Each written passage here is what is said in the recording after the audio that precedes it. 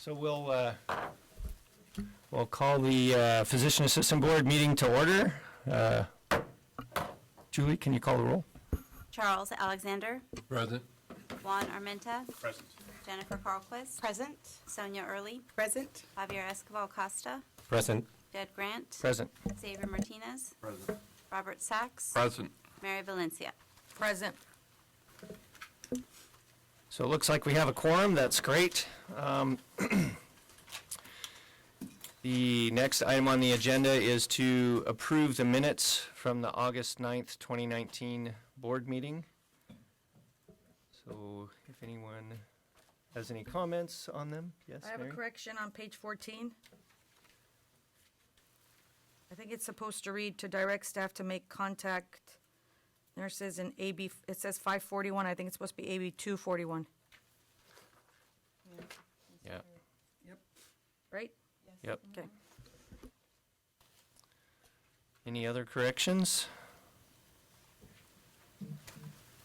I move we accept the minutes. I second. Is your motion to accept them with the change that Mary mentioned? Yes. I second. Further comment, public comment? No? Okay. Julie, will you call the Charles vote? Alexander. Aye. Juan Armenta. Aye. Jennifer Carlquist. Aye. Sonia Early. Aye. Javier Escobar Costa. Aye. Jed Grant. Aye. Xavier Martinez. Aye. Robert Sachs. Aye. Mary Valencia. Aye. So, looks like the motion carries. Next is a note about public comment on items not on the agenda. The board may not discuss or take action on any matter raised during public comment section that is not included on the current agenda, except to decide whether or not to place the matter on agenda for a future meeting. Is there any public comment for items not on the agenda? Seeing none, we will move to the next topic, which is number 5, the nomination and election of physician assistant board officers. Lynn? Okay, Business and Professions Code, Section 3509.5 states that the board shall elect annually a president and vice president from among its members. Typically, the nomination and election of board officials is held at the last meeting of the year, and we are at our last meeting. Do I have a nomination for board president for the year 2020? Mr. Sachs. I'd like to nominate Jed Grant. Do I have a second? Second. Okay. Who's going to be the second? Who was the first second? Xavier. Xavier, okay. Okay, do I have, Is there, Christy, do we vote or just show hands? yeah, just, Do you have any other nominations? Do I have any other nominations? Seeing none, do I just call roll? You call the motion, yeah. Okay, I'd like to make a motion that Mr. Jed Grant has been nominated to be board president for the year 2020. the motion's been made, so we Motion's just call been the made. vote, right? So, yeah. Charles Alexander. Aye. Juan Armenta. Aye. Jennifer Carlquist. Aye. Sonia Early. Aye. Javier Escobar Costa. Aye. Jed Grant. I'll abstain, because it seems weird to vote for myself. Xavier Martinez. Aye. Robert Sachs. Aye. Mary Valencia. Aye. Okay, motion carries. Congratulations, Jed. You are board president for the coming year, and Thank you. we have a lot of work. Yeah. Okay, now, do I have any nominations for board vice president for 2020? Bob? I'd like to nominate Xavier Martinez. I'll second. Okay.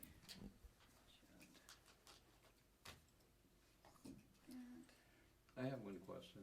Uh-huh. We're not reappointed. That's the board's problem next year. Yeah, you and I won't have to worry about it.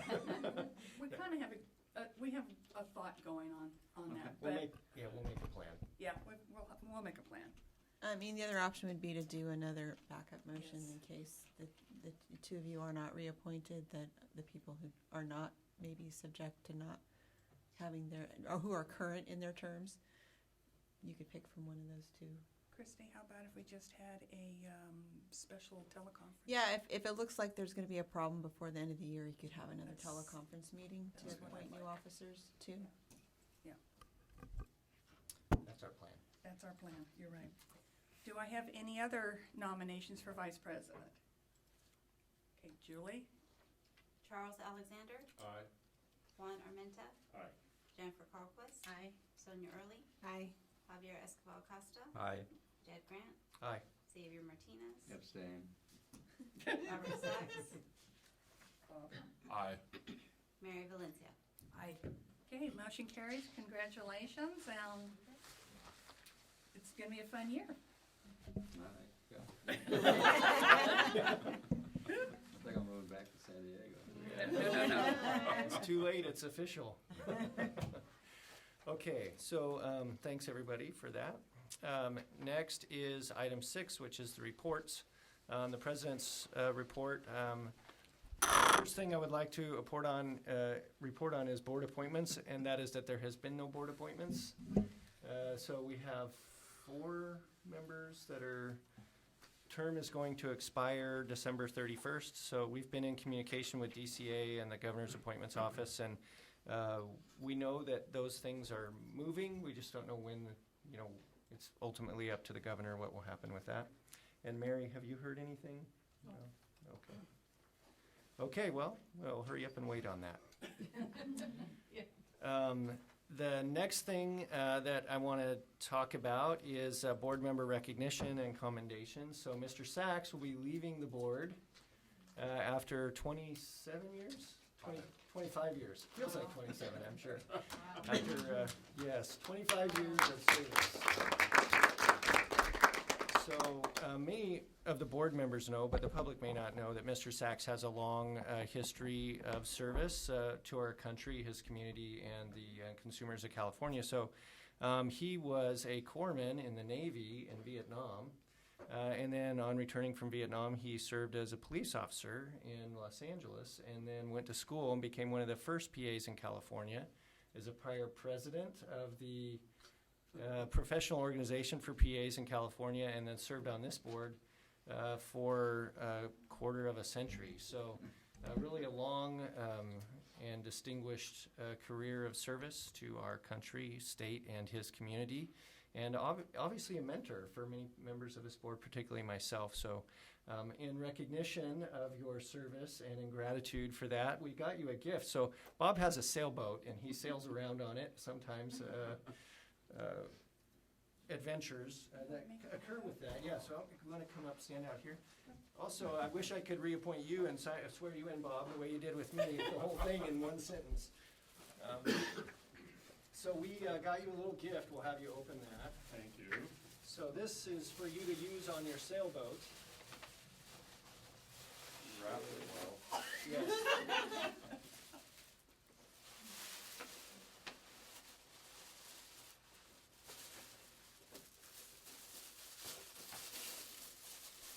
Oh, wow. A jacket. With my name on it. Wow. And the PA board logo.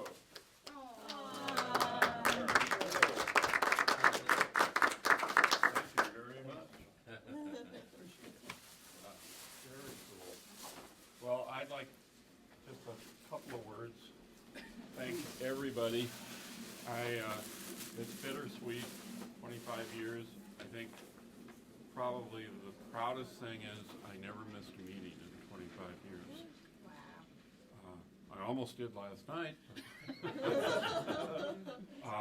And I kind of feel like the Dodgers right now. They had a great season. My season was 25 years, a lot of great teams. We have a phenomenal team here.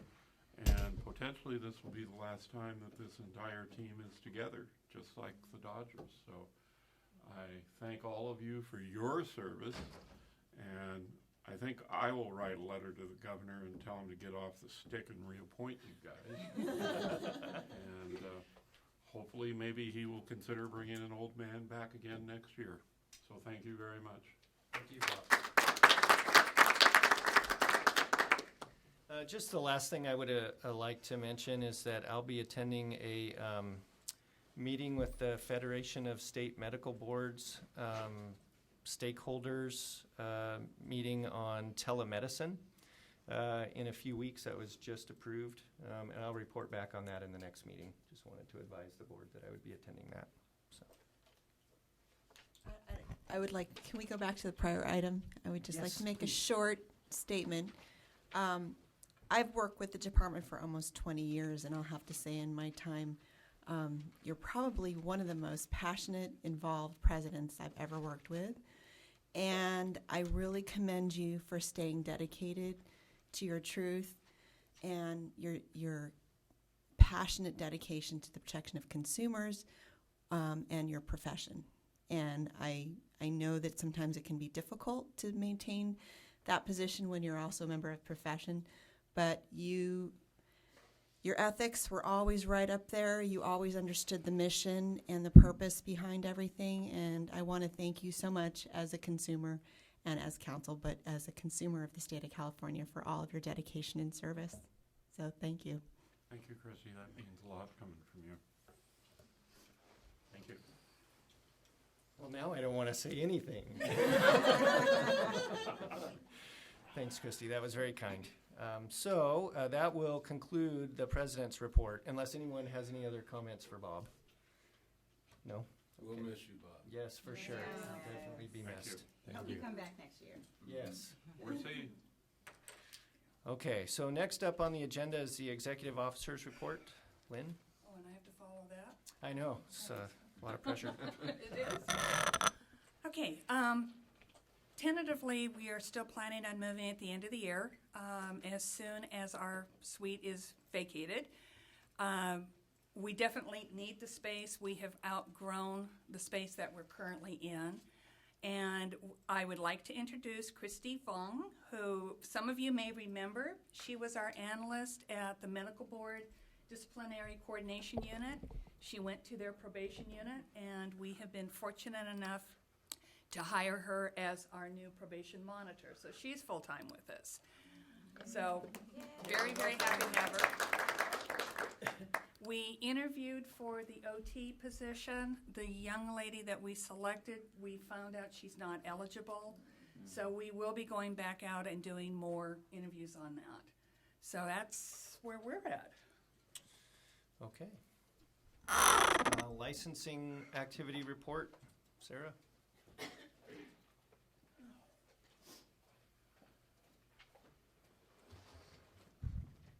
Good morning. I'm glad I didn't have to follow the first report.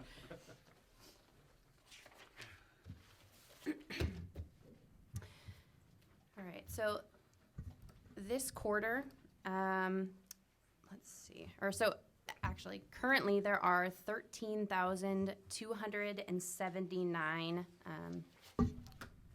13,319 current licensees.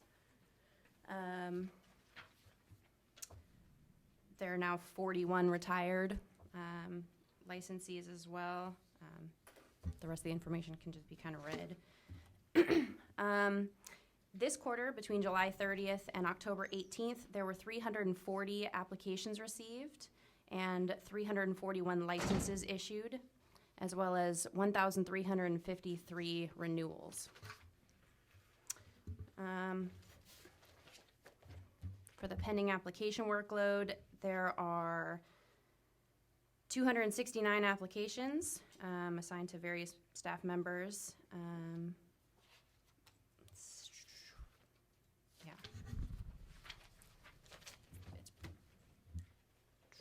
And sorry.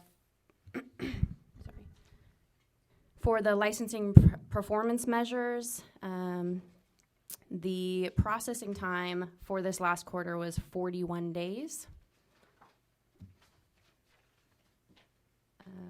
I don't know. Does anybody have any questions? Why don't you explain why? Oh, okay. So the processing time, first of all, it says 41 and it says it exceeds the target by 100% or more. That's simply because the target is currently set as 20 days, which was established in 2013.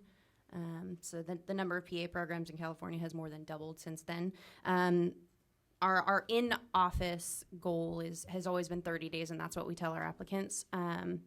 So the processing time increased this quarter simply because there was a significant increase in the number of applications received at the end of last quarter and kind of falling into this quarter. And I was reviewing a lot of those applications from the previous quarter in this quarter. So it just there was a huge increase. A lot of schools graduated at the same time and all applied at the same time. Can you explain what the difference is between desk age and application age? Sure. So the average application age is just it's the average number of days, since we received their application. The reason there's a difference between the application age and the desk age is because the desk age starts when it's actually assigned to a staff member. So sometimes we can get an application in on a Friday or something and not assign it till we get in on Monday. So there's a slight difference there. Okay. A question. Sure. Can you go over the delinquent? It's 1,891. Are they delinquent and not trying to renew their license, or they haven't? Yeah, so I think that a vast majority of them are probably just not planning on renewing their license, and for some people we don't have another option for them other than to just leave it in a delinquent status until it cancels after 5 years, unless they are choosing to retire from the profession, at which point they could apply for a retired status. Thank you. So those are maybe people that have moved out of state or I think so. Gone on to something else. Yeah, I think that they're just a lot of them are in another state and just Okay. They either let it cancel or they come back and renew at that time. Okay. Other questions? You're busy. Yeah. Okay. And probably we'll hear more when we get to other agenda items, but continued growth, so likely to continue. That's what I would anticipate. Yeah. Other questions or comments? Great, thank you, Sarah. So the next item on the agenda is the diversion program activity report. Okay, as of October 31st of this year, we have a total of 10 participants in the diversion program. And from the start, we've had 155. Currently, the RFP for the new diversion contract is out. We will be going over the RFP responses third week of this month. The contract expires the end of December, so we're hoping to have a new contract for the diversion program in place by December 31st. That's it. Question? Are we going to be going with Maximus again? Whoever is the correct, So I guess we'll know when the contract is awarded, who's going to be doing it. yes, Okay. we will. And is that just for us, or is it for all of? There's various boards within DCA who are part of this contract, yes. Okay. Any, Have you had any opportunity to meet the different entities, or we just take who they give us? They go through a process. When the RFP is posted, anybody who is interested in the contract and can meet the minimum requirements can submit a bid. So we won't see those until we actually meet to go over the bids. further question or comment? Okay, next item is the enforcement program activity report. Rosanna?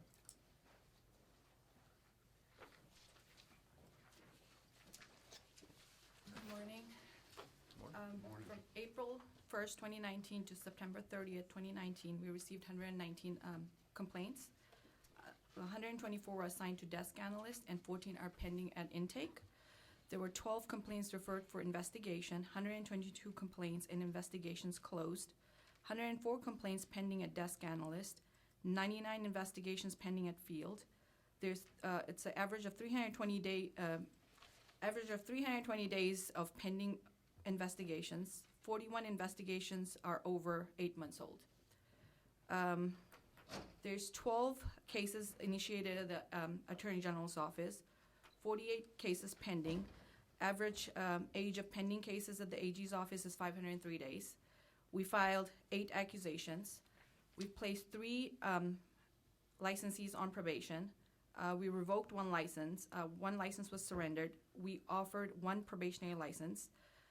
1 petition for reinstatement was denied. Currently, we have 59 active probationers and 6 are tolling. For the previous quarter, we have 0 citations and fines pending and 0 fines due. For the current quarter, we issued 13 citations. 2 were withdrawn, 6 were resolved, 5 are still pending. So the fines issued for this quarter was $4,000. Fines withdrawn was $500. Fines received so far is $2,000, and fines pending is $1,500. Any questions on that?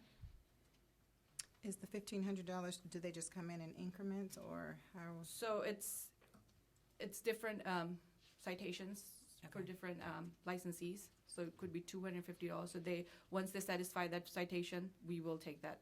The number will basically. And then do you request in 30 days or 6 months? So or- once we issue a citation, we give them 30 days for an appeal. Okay. If they do not appeal, the citation is posted on the web, and then they have 60 days to resolve it. Got it. So, Thank you.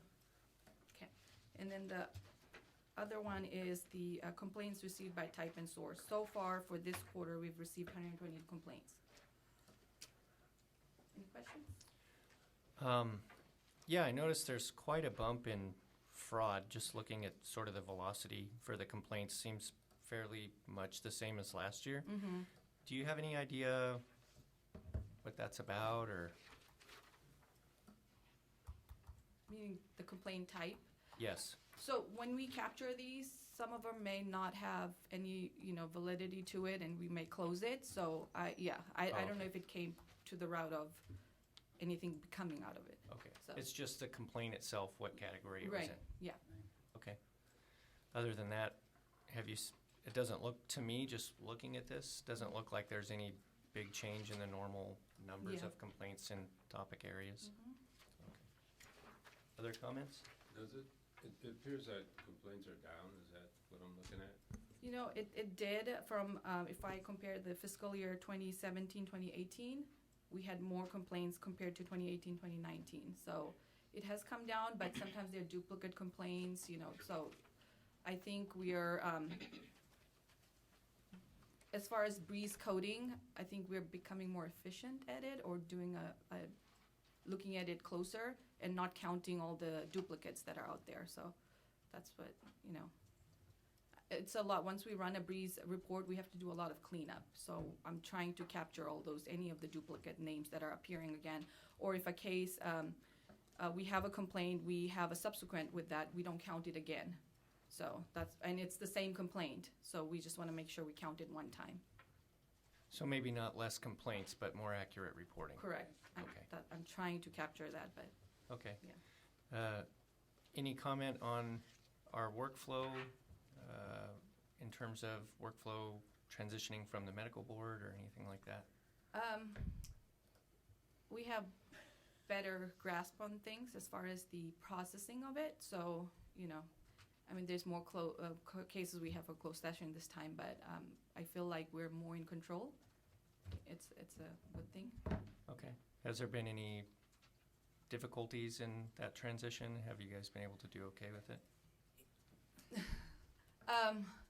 I feel like because there's so many reports due and there's other things, and then there's a lot of settlements, so we're fairly small, and to take on that workload, it's been difficult, but we have Christy Voong, who also has experience with enforcement processing, so she's been very helpful.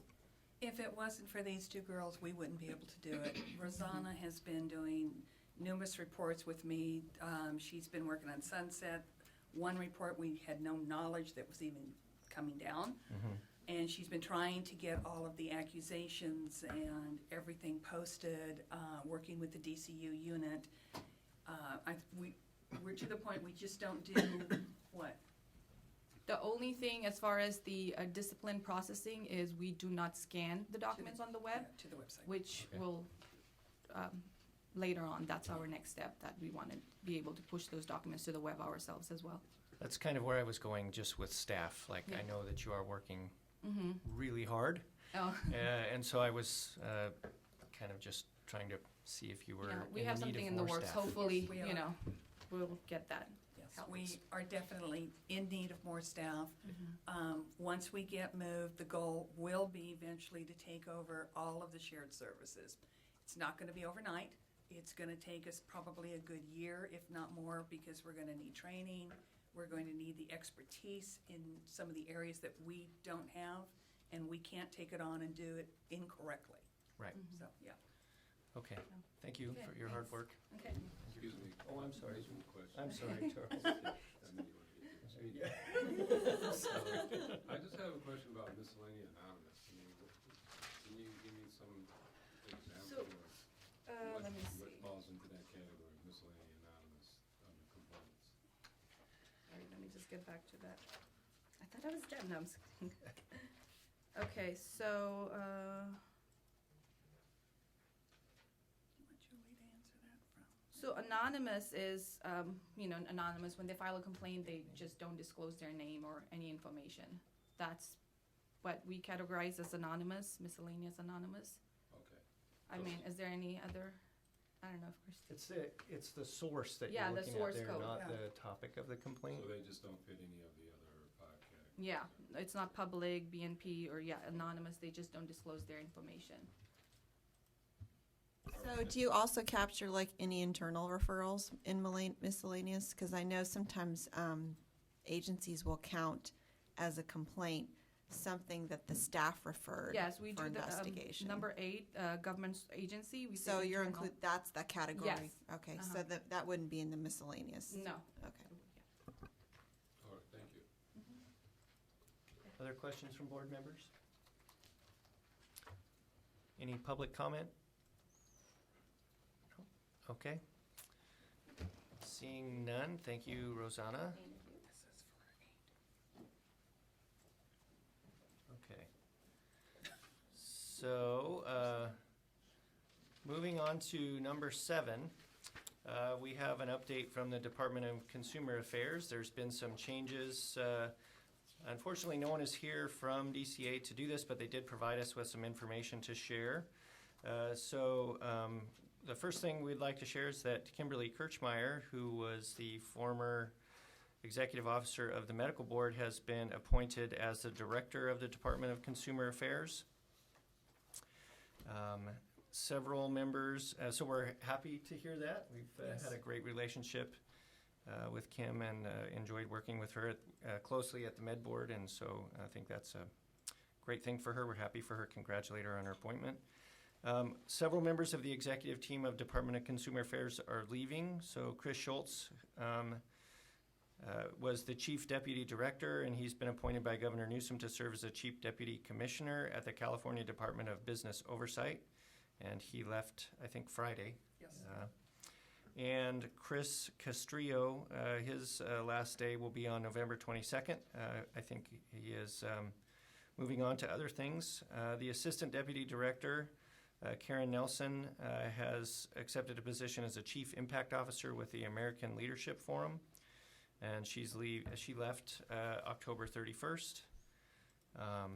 And then Patrick Lee, since our last meeting, has also left. He accepted a position as a consultant with the Assembly Business and Professions Committee, and he'll certainly be missed. He worked closely with us this year, especially. We worked with Patrick quite a bit. So wish them all the best of luck and thank them for their service. This next item that Chris Castrillo supplied with this update from the Department of Consumer Affairs is they have a We're Listening publication.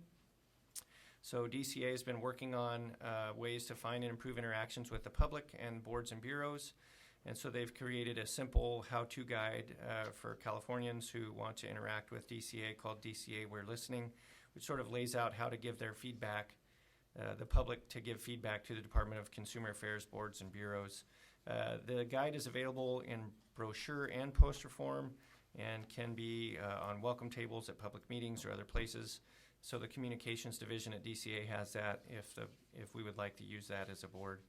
There's also the third cohort of the Future Leadership Development Program had its kickoff meeting on September 24th, and 8 individuals were selected to be a part of this year's cohort. And DCA will report on their progress throughout the 8-month leadership program. That concludes the report, the written report from Chris Castrillo on Department of Consumer Affairs.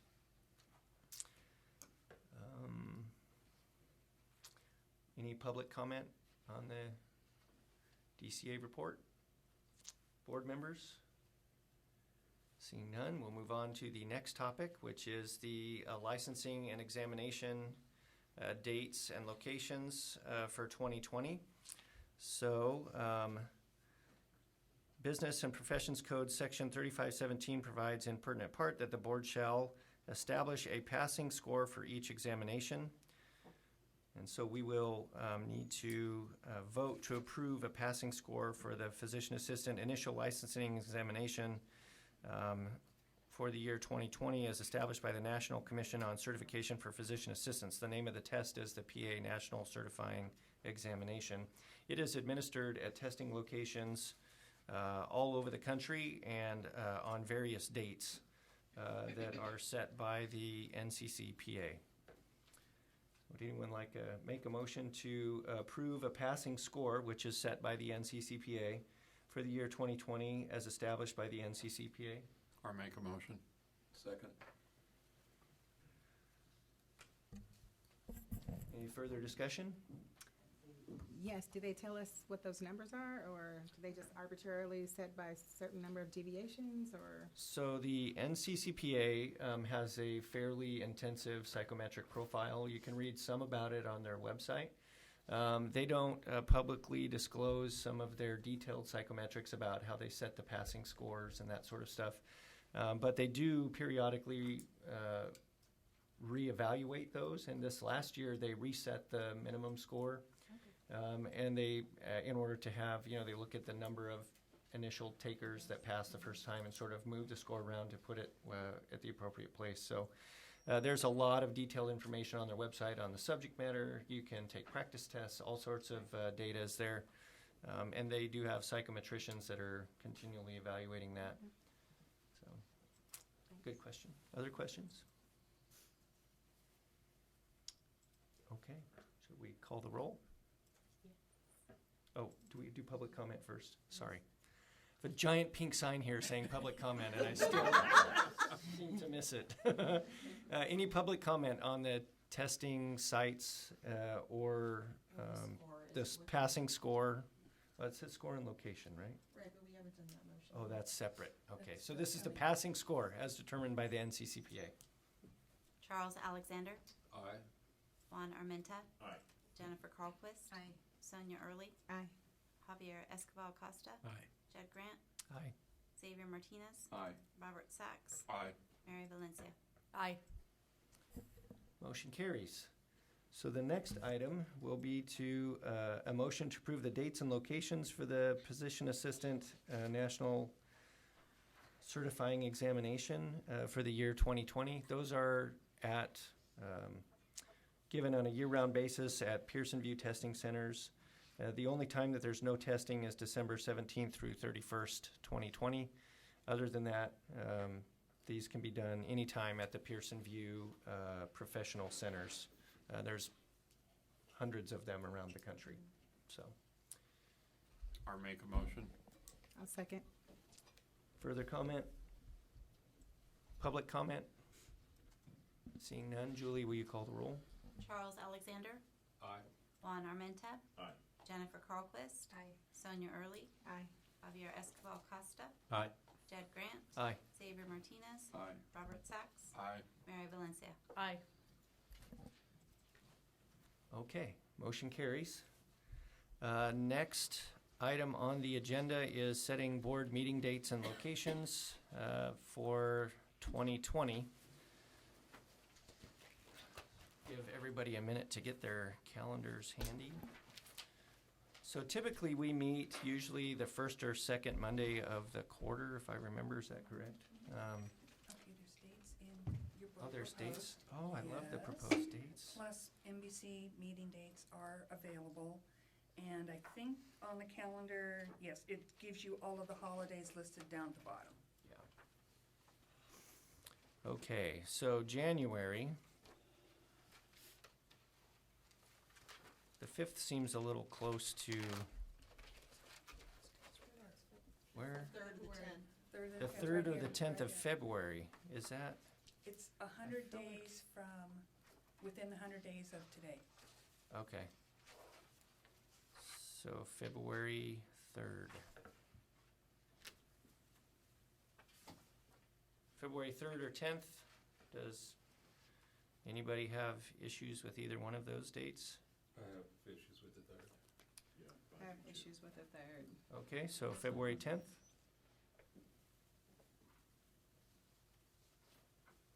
All right, so, 210? yeah, looks like February 10th. Any public comment on that?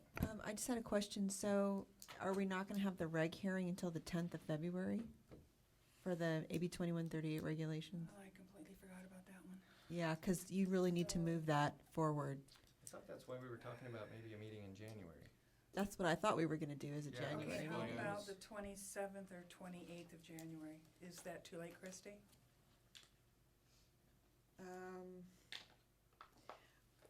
I mean, it's better than February 10th. It's, if we want our regulations effective in July 1st, we really need to get that filed with the Office of Administrative Law as soon as possible.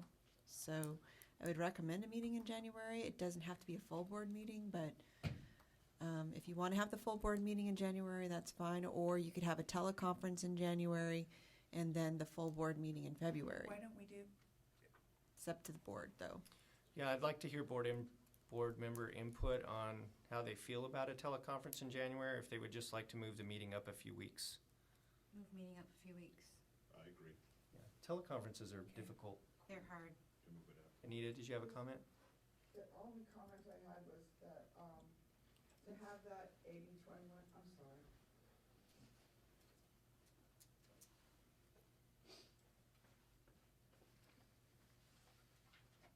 Good morning. To have AB 2138 effective by July 1st, it has to be filed with OAL for filing with the Secretary of State, no later than May. Right, but we have to make it through the entire process of Right, approval so the by hearing- finance and everything, and the hearing has to be done, and the package has to be completed and approved. Correct, so that's what I'm saying, we have to have it approved by the board in January Okay, to be able to have a July effective date. right, that's, That's what- yeah, so, that's- so yeah. is the 27th, is that a little too late, or do you need something sooner than that? It's, well, if we have the hearing on the 27th, I can submit it back to DCA for agency approval for the final package. And DCA has 30 days and agency has 30 days, so that puts us at the end of March, if they get it back to us in time. Right, Okay, and that would work, because if I go 30 days, put me through the end of March. If I get it back from agency in April, we can get an effective date of July. We'll be okay. okay, So, 27. how's everybody feel about January 27th? I'm not available. Not either. The 20th is holiday. a holiday. How about the 13th? Does it have to be on a Monday? that's what I was gonna ask. Do we, It seems like you guys like Mondays. We like Mondays because it's easier to travel, but can we make could an do it the exception? 21st. Yeah, I was gonna say, can we make an exception just for this particular meeting and move it to a different day? Like the 21st, you mean? Right. Yes. Do we have to fly out on the holiday? Yep. Martin Luther King, though. Yeah. Busy. Okay, There's, it's also National Belly Laugh Day on the 24th. So 2 holidays that week. You got that. It's pretty good. So 13th or 21st? Any input from board members on 13. 13th. 13th? 13 of the 31st is fine with me. Well, 2 people aren't available on the 27th, so January 13th? 13th, sound okay to, is that going to be too soon in terms of the next, like, does that throw our calendar off too far for? What is the 100-day rule? There is no 100-day rule. I What think so. What we're talking about is if we have any disciplinary matters, if there's a proposed decision, we have 100 days from the date of receipt to make a decision. If anyone holds one of those decisions, we will lose the ability to act on it if it's not acted on within 100 days of receipt. So we usually plan the meetings within 100 days of each other so that we can prevent that from potentially happening. Okay. But there's no rule that we have to have a meeting within every 100 days. So you may be able to follow the other suggested dates for the other months, moving just one up from February to January. Yeah, so, yeah. In order to That's an get our- option, or, there's always a teleconference option Yeah. if we get desperate. Yeah, Yeah, that's yeah. true. Or anything that's hearing, okay. Okay. So how about January 13th? That's my birthday, so it's always a good day for a meeting. Works for me. January 13th? Okay. Okay. That work for Vacation. everyone? January 13th? I can make it work. Yeah, okay. Okay, January 13th for the first meeting. That will be here in Sacramento. April 27th. How's that looking for everybody?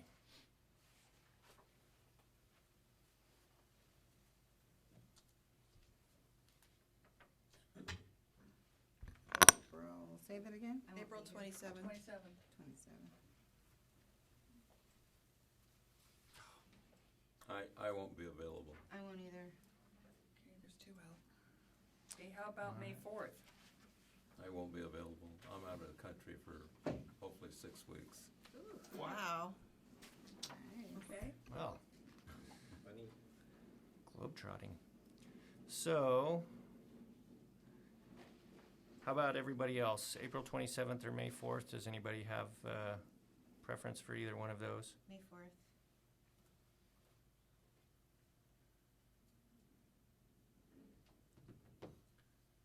Anybody else? I prefer the 27th. 27th. Either one works for me. We'd be down 2. We'd still have a quorum, hopefully. Okay. If you don't get reappointed, we're not gonna have a quorum anyway. Right, if these reappointments don't happen, none of these meetings Then will it's- likely happen. Well, unless, if even one person is gone, so. Well, 27th? so Jen, you said 27th was not good for you, No. but is it good for everyone else? Yes. Yes. Okay. Okay, so 4/27. Okay. The next, and that will be in Sacramento. The next meeting after April will be in August, 3rd or 10th. So are we not gonna try and move it around Kappa's conference this time? I don't know Well, when it is. We don't have dates or locations from them, so I think they're still working on that. So I think we're just gonna have our meeting. Okay. We know it's usually somewhere in Southern California, so we'll have the meeting in Southern California. And if it works out the same day, it's great. If it doesn't, at least it'll be closer to the consumers and licensees that are down there if they want to attend. So, August 3rd or 10th from anybody? I'm not sure when school starts that year. For people who have kids, that's usually a concern. So is their meeting usually on a weekend, so like we've always done Friday? A Friday? Friday. Mm-hmm. Should we, Want to try and make it a Friday? yeah, Which would be like the 7th or 14th probably? 7's fine.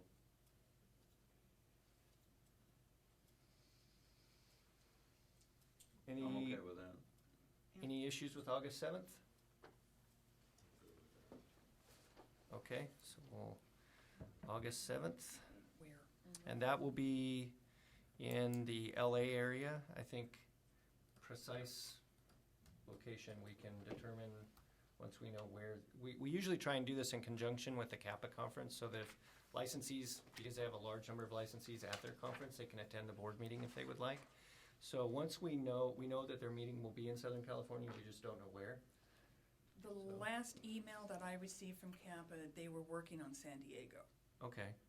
Just out of curiosity, how hard are we on these dates after we set them today? For example, if the conference dates comes out, and can we reschedule the August meeting based on that?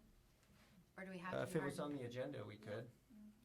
Yeah, I think we should put on the agenda, just because I think it just makes everything so much easier for sure. the licensees to get there if they're already there. So we will keep the dates on the agenda in the event that we need to change the August meeting. But for now, sounds like August 7th is a date that works well for everybody. And that's, and we want to say San Diego then instead of the Los Angeles area, or can we just say Southern California? Say Southern California. Yeah. Okay, Southern California.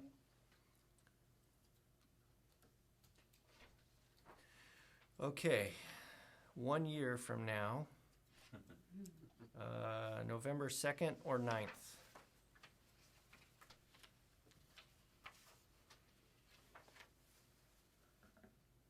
Ninth is elections, isn't it close to elections?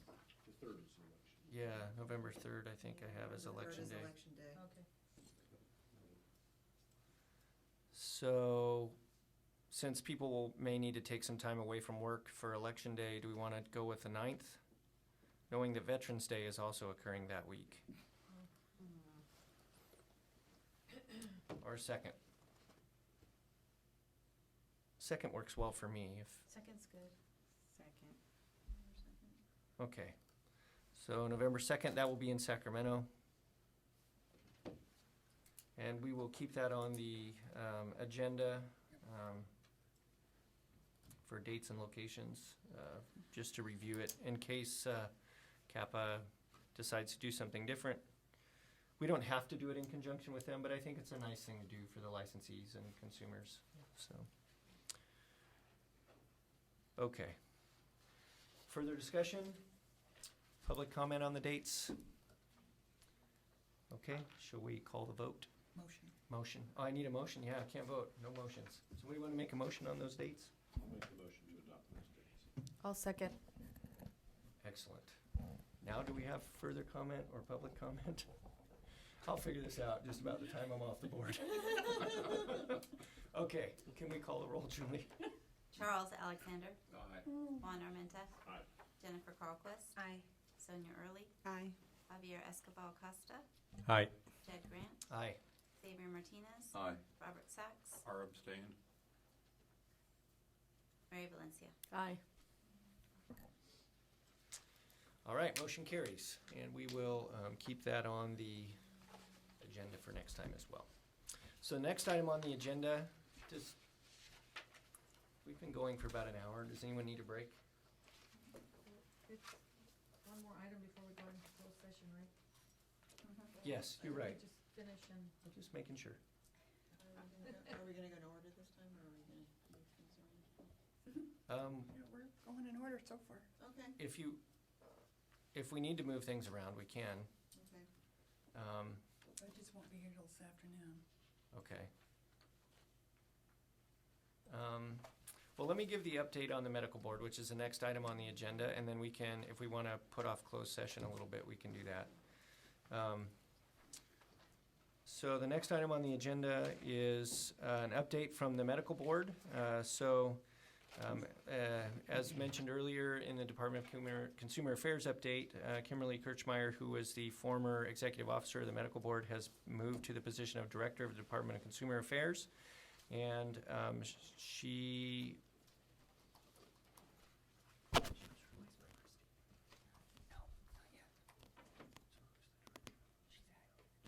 So Christine Lally is the acting executive officer for the medical board and has provided us an update, which I will read to you. The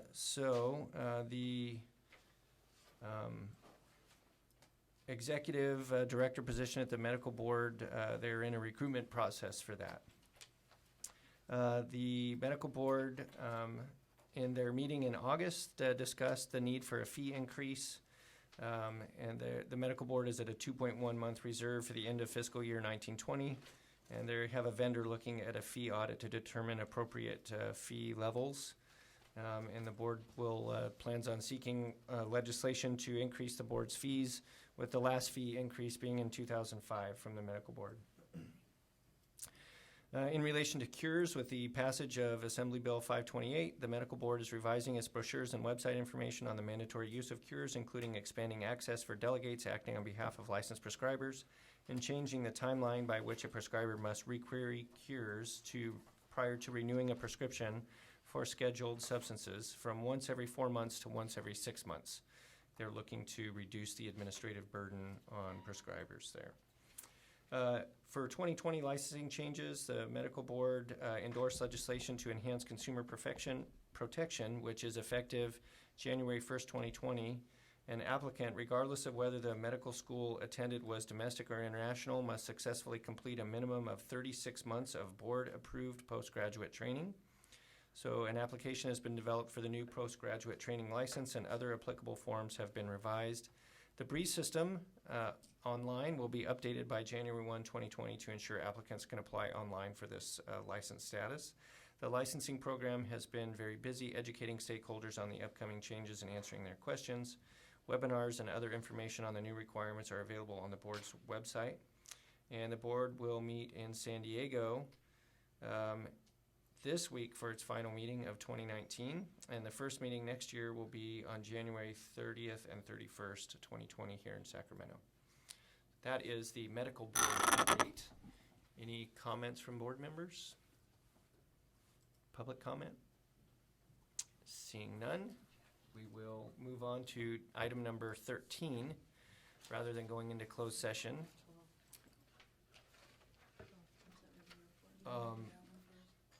Okay, yeah, let's go to 12. It's all the closed session stuff is 11, right? And we'll do that closer to lunch, I think, because we have some folks here that I think are going to have some input on 12 and 13. So let's go to item 12, which is discussion and possible action on the Sunset Review Report, which I think was mailed out to all the board members. Did you get a copy? I did, but I didn't print it out. I thought we were going to have copies at the meeting, so The probably board should members, make some available. well, I think the board members public have it as well. electronically. I just sent it to your, by email. I don't have my computer with me, but in case the members of the public want a copy too. Okay, can we make some copies available in the back? Sure.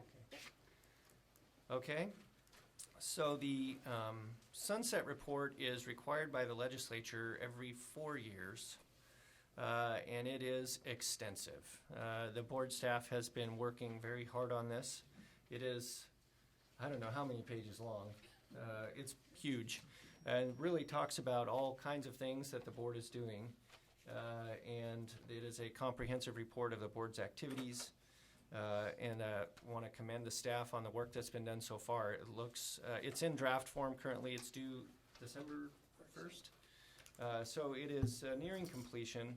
One of the things that is kind of a concern for us is that the report is due December 1st, but the board doesn't have a final copy this meeting because it's still, they're still working on it. So we want to talk about some things that we want to include in the report and make sure that the board is okay with that. And then we need to talk about what mechanism we want to use to approve the report for submission to the legislature. So why don't we talk about what needs to be added first? Christy, I know you have a list there. We've talked about this a little bit, but we let the board members have some input on it.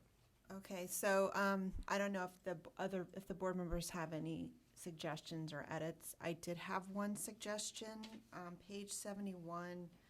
The part of the report that we haven't completed yet is entitled New Issues. So that's typically where the boards put in their kind of request to the legislature for things like staffing or legislation. And so I have a few suggestions for legislative proposals. There have been a few legislative proposals that this board has moved over the last couple of years that we haven't actually been able to get authors for. So one would be your fee increase for your license, physician assistant license. And I think the staff have worked up information on the desk audit that set that number for the fee increase, which is currently $25, I believe, correct? So I would suggest putting that in as a legislative proposal to the legislature. The second one that I recall is the board had. Before you go on, just to be clear, you said we don't have to have all of the language for this in the sunset Correct. report, just like the It's the request. concept and detailing the what you would request the legislature consider, and then if they agree, then you would provide text to Okay. the Senate. I just wanted to make or sure Assembly we BMP. all knew that we didn't have to have the language all done and everything. for this. Right, what we're talking about are kind of a summary of the proposal that you're suggesting to the legislature. So the first one would be the fee increase I just mentioned. The second one would be what we discussed, I believe, not this last August, but the August before that. The board had suggested an option, a legislative proposal to take over potentially doing their own examination in lieu of a national exam. So the board had authorized staff to pursue an author to amend the current statutory section of the law that deals with examinations to allow the board to potentially do other exams in lieu of the national exam. The other proposal, which I believe Mr. Sachs has complained of on numerous occasions, is what we just voted on this morning, or the board voted on this morning, on the scheduling of the board meeting dates and locations when there's a national exam. So when the board has selected a national vendor, the vendor usually sets the exam score and the dates and locations, and so having the board vote on that every year seems like a wasted effort. So I would suggest revising 3517 of the Business and Professions Code to relieve the board of the responsibility of setting the date and location when the examination is not being offered or developed by the board itself.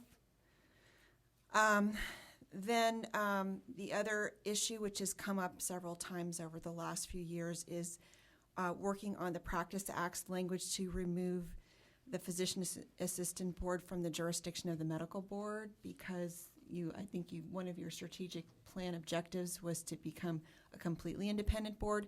I mean, you are pretty autonomous at this point, but there are certain areas of the law where you're required to confer with the medical board, or the medical board makes the decisions for certain things in the Practice Act. So I think that was another legislative proposal you might be interested in. In addition, Senate Bill 697 was just recently enacted and will go into effect in January. There were a couple areas of concern the board had raised with the bill that you might want to revisit in the sunset report. The first one was there was some discussion with the author's office about the regulations that only allow physicians to delegate procedures and tasks that are consistent with the supervising physician's specialty or usual and customary practice and with the patient's health and condition. And that's the current regulatory requirement, and I think that the board had expressed an interest in moving that into the statute to make sure that it's clear that physician assistants should be supervise someone in the same specialty or usual and customary practice as their supervisor. So consider that, adding that to your Practice Act. And then the other one was, I don't know if you have your packet, if you look at tab 13. So if we're looking at section 4, sorry. Page number? There's no, There's page 4, it's section 4, page 4. If we look at 3502.1, if you have the PDF open on your computer, it's like page 41. Which section are you looking at? it's hard to get to, but it's I think it's seven, section right? 4, Oh, 4. 3502.1. If you go to subdivision E3, that deals with the controlled substances course that the board approves. That's page 43 if you have the PDF open of the board I don't know what packet. it is in the PDF, but 35, I'm sorry, 3502. Point one, subdivision E3, which is page 5 in the packet if you have a paper copy. I don't know what it is. Your in the electronic is PDF. 43. It's 43. So right there it says, PAs who hold an active license who are authorized through a practice agreement to furnish schedule to controlled substances and who are registered with the United States Drug Enforcement Administration and who have not successfully completed a one-time course in compliance with sections 1399.610 and 1399.62 of Title 16 of the California Code of Regulations, and this is the relevant part, as those provisions read on June 7th, 2019, shall complete as part of their continuing education requirements a course that covers Schedule II controlled substances. So the part that was added, as those provisions read on June 7th, 2019, I would suggest removing that, as well as, I think it reads later on, June 7th, that date is repeated at the end of that paragraph. Because what that does is it prevents the board from amending its controlled substances course because it's tombstoned, in statute, it's preventing the board from using its discretion to amend its regulations because any amendments would happen after June 7th, 2019.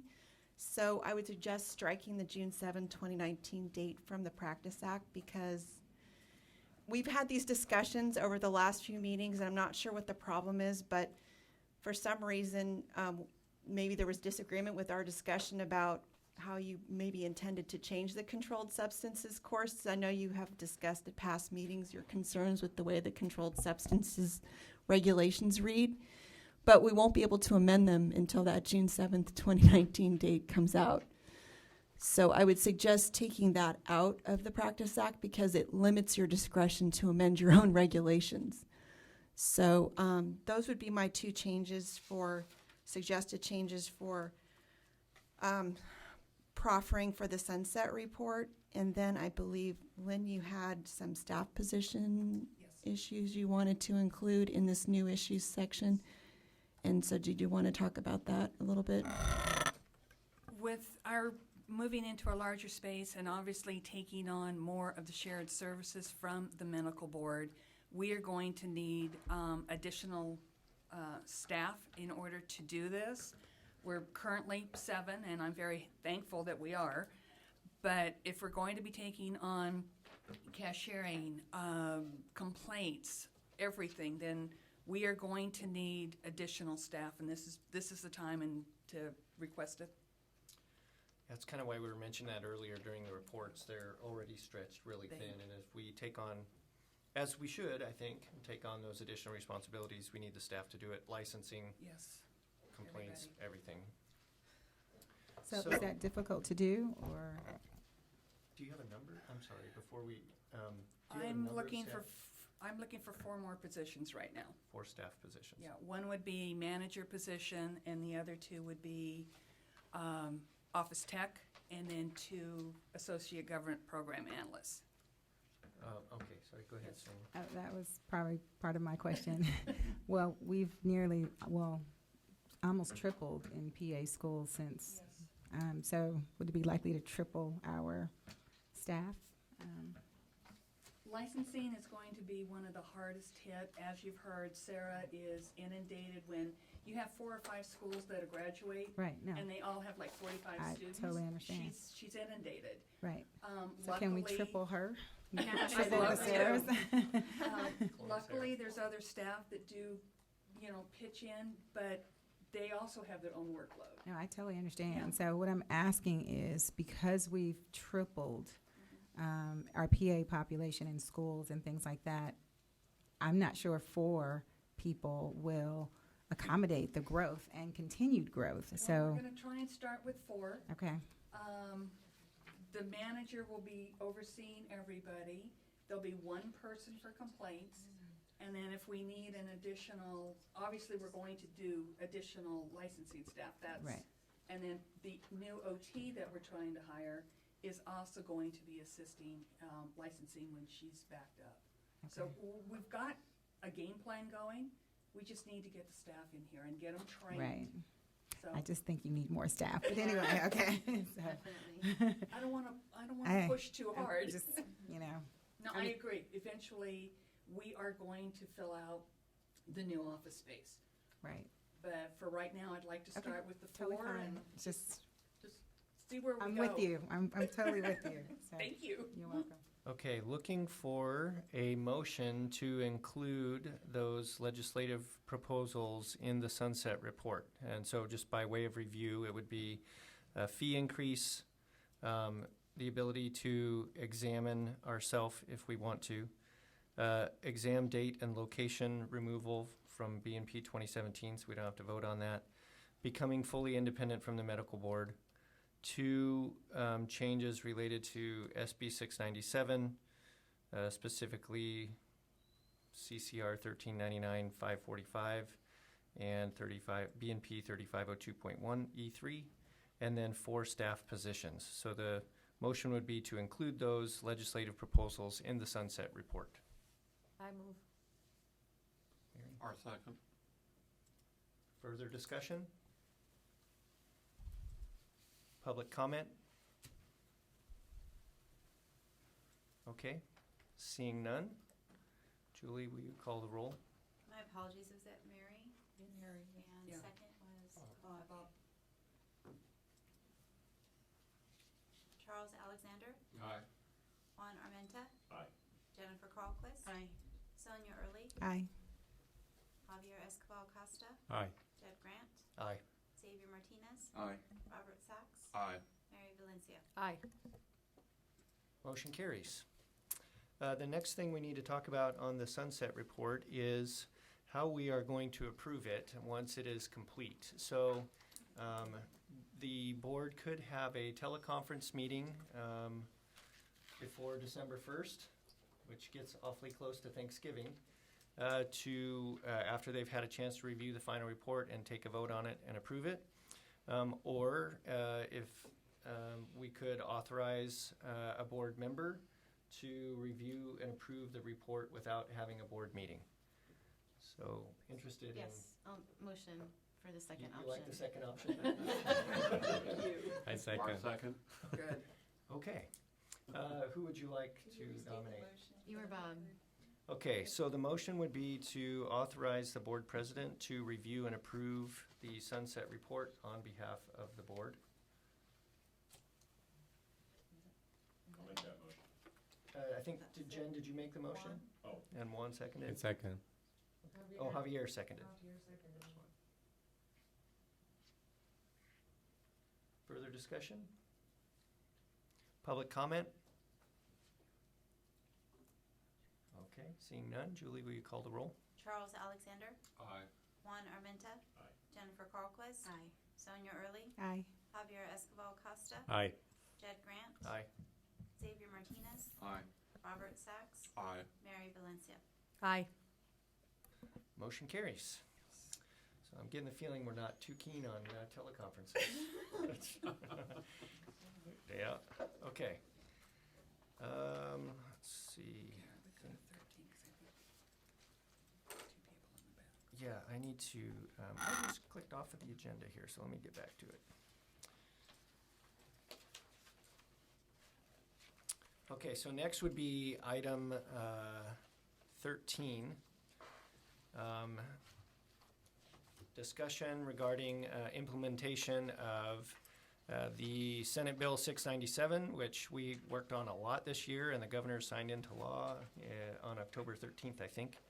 So now we have to figure out how to make this work. And so, Christy, I think you have some suggestions for us. So Senate Bill 697, which you're aware of, is made a lot of changes to the Practice Act, and so there will be a lot of work that needs to be done to get them board out and explain the changes and the differences. The first thing that I've recommended staff do is to go through the website and look at, there's really 4 major areas I think we're going to need to work on in terms of publication, which would be the delegation of services agreement, that being removed and replaced with a practice agreement, different supervision requirements, so the protocols and all those requirements have changed. Medical records review and countersignature requirements have been removed, and the drug order requirements.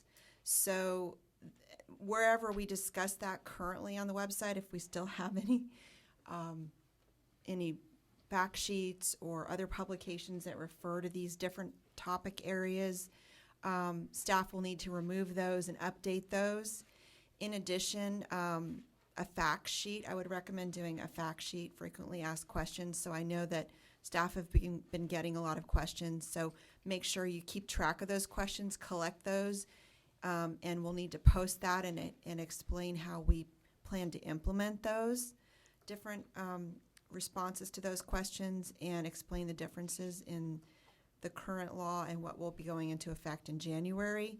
And then finally, the regulations will need to be made consistent with the statutory changes.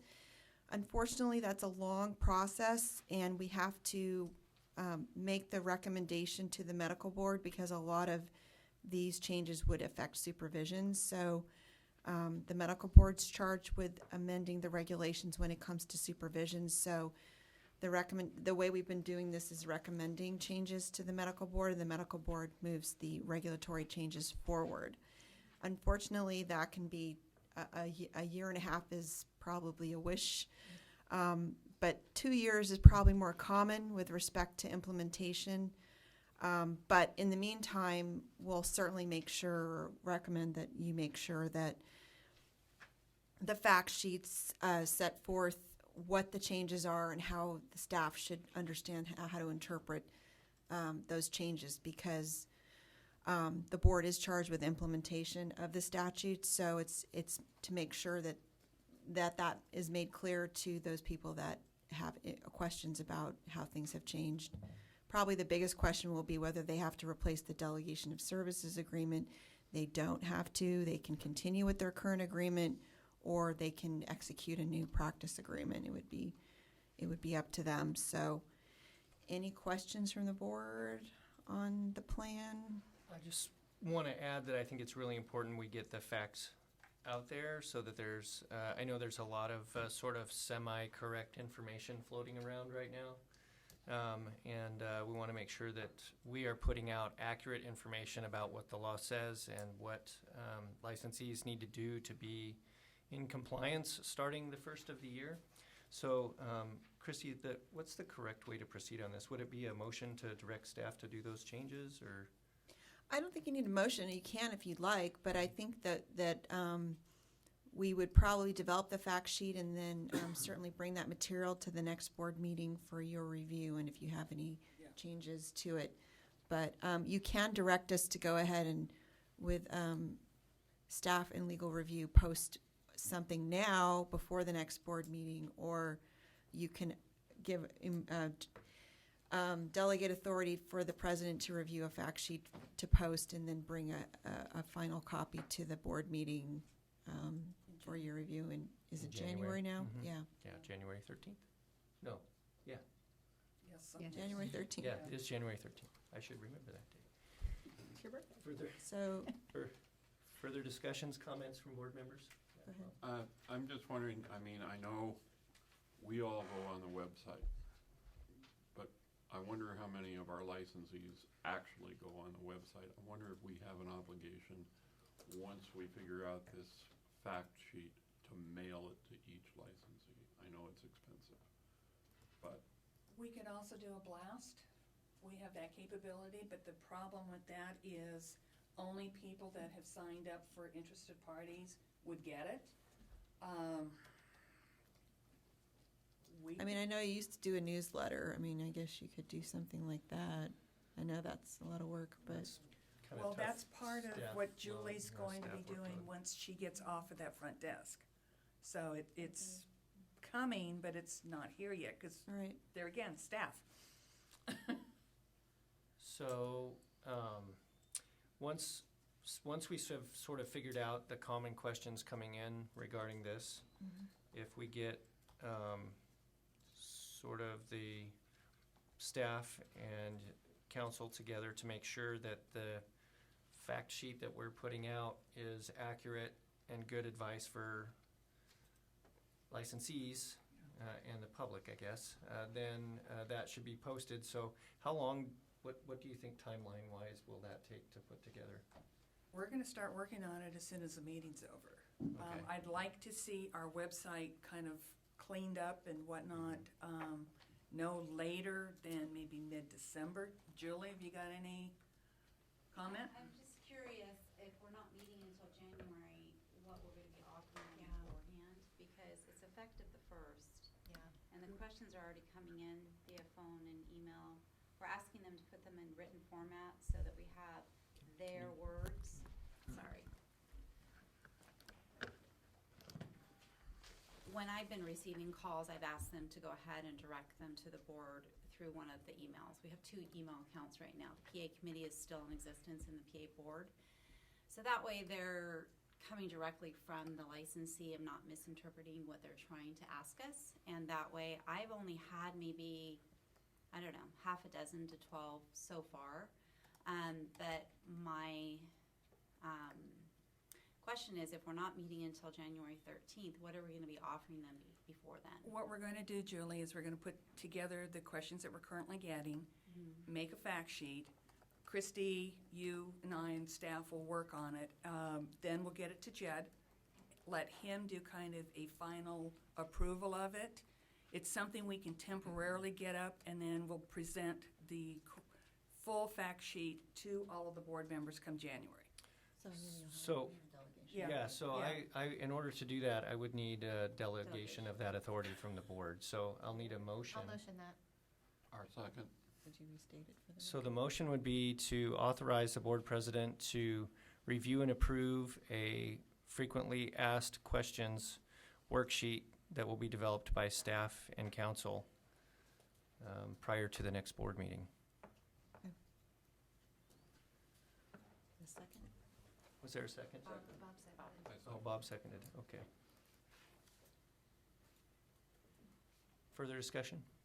So let me just make sure, is this gonna go out before January 1st? Yeah, Okay. so once it's developed and approved, we'll Okay. post it. And email post, is it on the website? Is it gonna be mailed? It would be or on the email, and then we would also do an email blast. email The issue blast? is that we do offer that service as a subscription, but if you're not aware of it, Won't you know, get it. there's a, Yeah. like you said, you guys do visit the website, but we do have a large population of physician assistants that confuse Breeze with the board's website. So Right. they're looking at Breeze for information, which then they call, and I always have to redirect them to the board's website. So making that point that they are different, that Breeze is just a tool and our board's Right. website is the main source for them.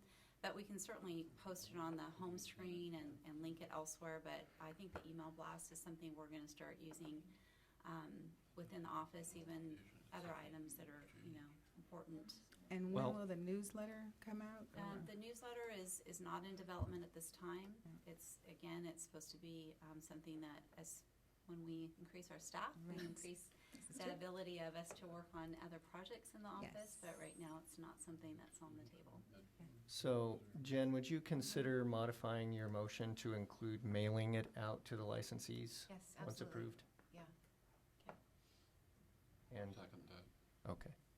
So the motion should read, authorize the board president to approve a FAQ sheet after development and between staff and council, and then post and mail that FAQ to licensees and on the website. Okay. Further discussion? Public comment? Okay. Julie, you want to call the vote? Charles Alexander, Aye. Juan Armenta, Aye. Jennifer Carlquist. Aye. Sonia Early, Aye. Javier Escobar Costa, Aye. Jed Grant, Aye. Xavier Martinez, Aye. Robert Sachs, Aye. Mary Valencia. Aye. Okay, motion carries. I think that's great. We want to make sure that the public and especially licensees are aware of what they need to do when this important law takes effect in January. Okay. Do we want to sort of move on to 14? I don't know, I could sort of use a break. I could do 14 pretty quickly. Okay, 14's pretty fast. Let's do that, and then we'll take a quick break. Actually, maybe at that point, it might be good to go into closed session after the break. Okay, Sure. let's do that. So item 14 is discussion regarding implementation of AB 241, which is implicit bias education requirements. Christie? So in tab 14, we have the implicit bias continuing education requirements that were enacted this year, will become effective in January, but the continuing education providers don't have to implement it until 2023. But the board will need to do regulations by 2022. So the section 4, which is page 3 of the binder, I don't know what is in PDF version, but requires the board to adopt regulations by January 2022 that requires all continuing education courses for licensees that under this chapter contain curriculum that includes the understanding of implicit bias. So if you look in your packet, article, It's page 51 in the PDF. oh, is it page 51? Okay. Page 51 of the PDF. But section 4 of the bill talks about the requirements. And so if you look at the next page in the packet are the regulations that relate to continuing medical education. I believe we could probably amend 13.9.616 to require the approved continuing medical education providers to include the implicit bias training as part of the approval process. So right now you have a deemed approved program. So the programs are considered approved if they're offered by one of these providers and designated as Category 1 pre-approved. And these sponsors, if they're offered by one of these sponsors, they're considered approved. So I believe you could probably add and meets the requirements of subdivision C of section 3524.5 of the Business and Professions Code, effective January 1st, 2023. And that would probably meet the minimum requirements for the bill. And I don't think that would be a big change. I mean, my question for you would be whether you want to continue with that kind of program or whether you want to consider actually affirmatively approving the courses. So that would be the only discussion point for the board going forward, whether we want to continue with the current program, which is if it's offered by one of these sponsors, it's approved and it meets the requirements of the statute, or whether you want to actually affirmatively examine these courses. Yeah, we don't. Downside right now to continuing with this? Model? Yeah. I don't think there is. I mean, it's worked well for you in the past. I know it would be, I mean, maybe Ms. Forsyth could comment on staff workload impacts if you actually changed the model to a requirement that the providers submit their courses for approval. Well, that would certainly be my fear if they're overworked already. I mean, that makes no sense if this isn't broken. Right. Why fix it? I agree. So you need a motion for that?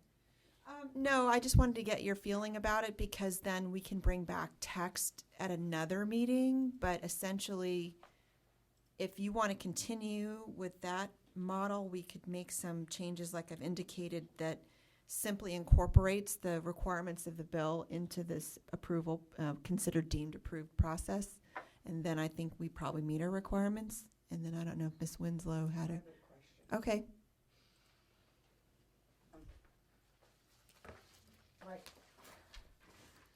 Right now, we use 1399-616 when Right. we do the CME audits. Mm-hmm. And the CME certificates for those people that aren't nationally certified and have to supply the certificates for the audit, those certificates have to show that it's a Category 1 and that it's pre-approved by one of these agencies. Mm-hmm. So my question would be, would the certificates then have to say that they're in compliance with the statute as well? That would be nice, but I don't think it's a requirement. I mean, it just has to meet the requirements How of are that. we gonna know that? You'd have to actually get the material and audit it if you checked it. But, you know, my point is that the course, it's going to be a requirement that the course providers include that in their curriculum. So that'll be on the course providers to include it in their curriculum. But if I'm sorry, I'm sounding a little off on this because I'm not quite understanding it. But if the certificates come through, Mm-hmm. how would we have to get syllabuses of the courses from the providers to make sure that they're in compliance with the statute? No.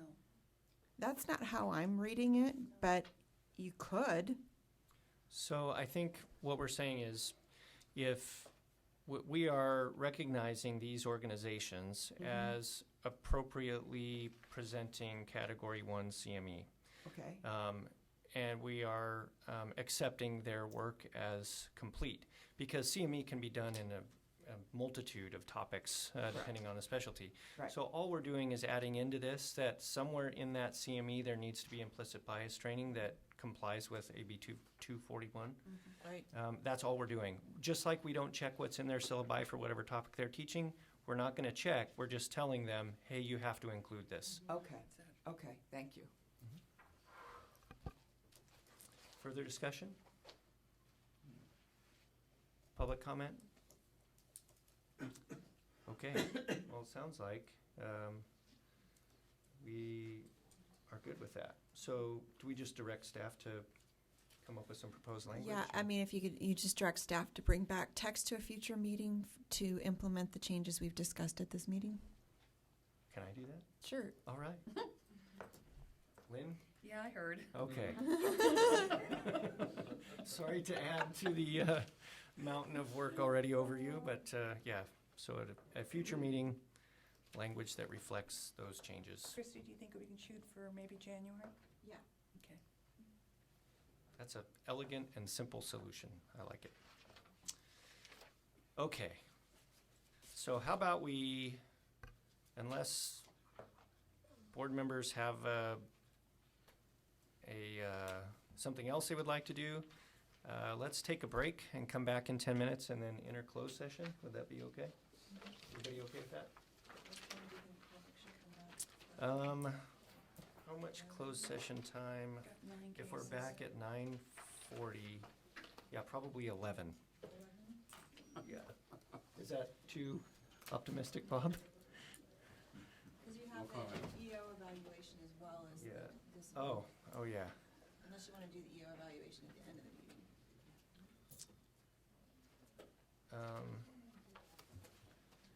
I'm wondering if that's gonna carry us through, like we can just have them come back at 1. Yeah, probably be a good idea. Okay, so we're gonna take a break and then we'll go into closed session through lunch. So we will return to open session at 1 p.m. We have regs, ledge, education, budget, and budget won't be here till 1, so. Perfect. He's here. He's here? No, he's No. not budget No. anymore. That's Mark Ito. No. He was Okay. Crash from lunch there or something, sorry. So the next item is actually the regulation update, and there's a whole bunch of those. So Christy and Anita.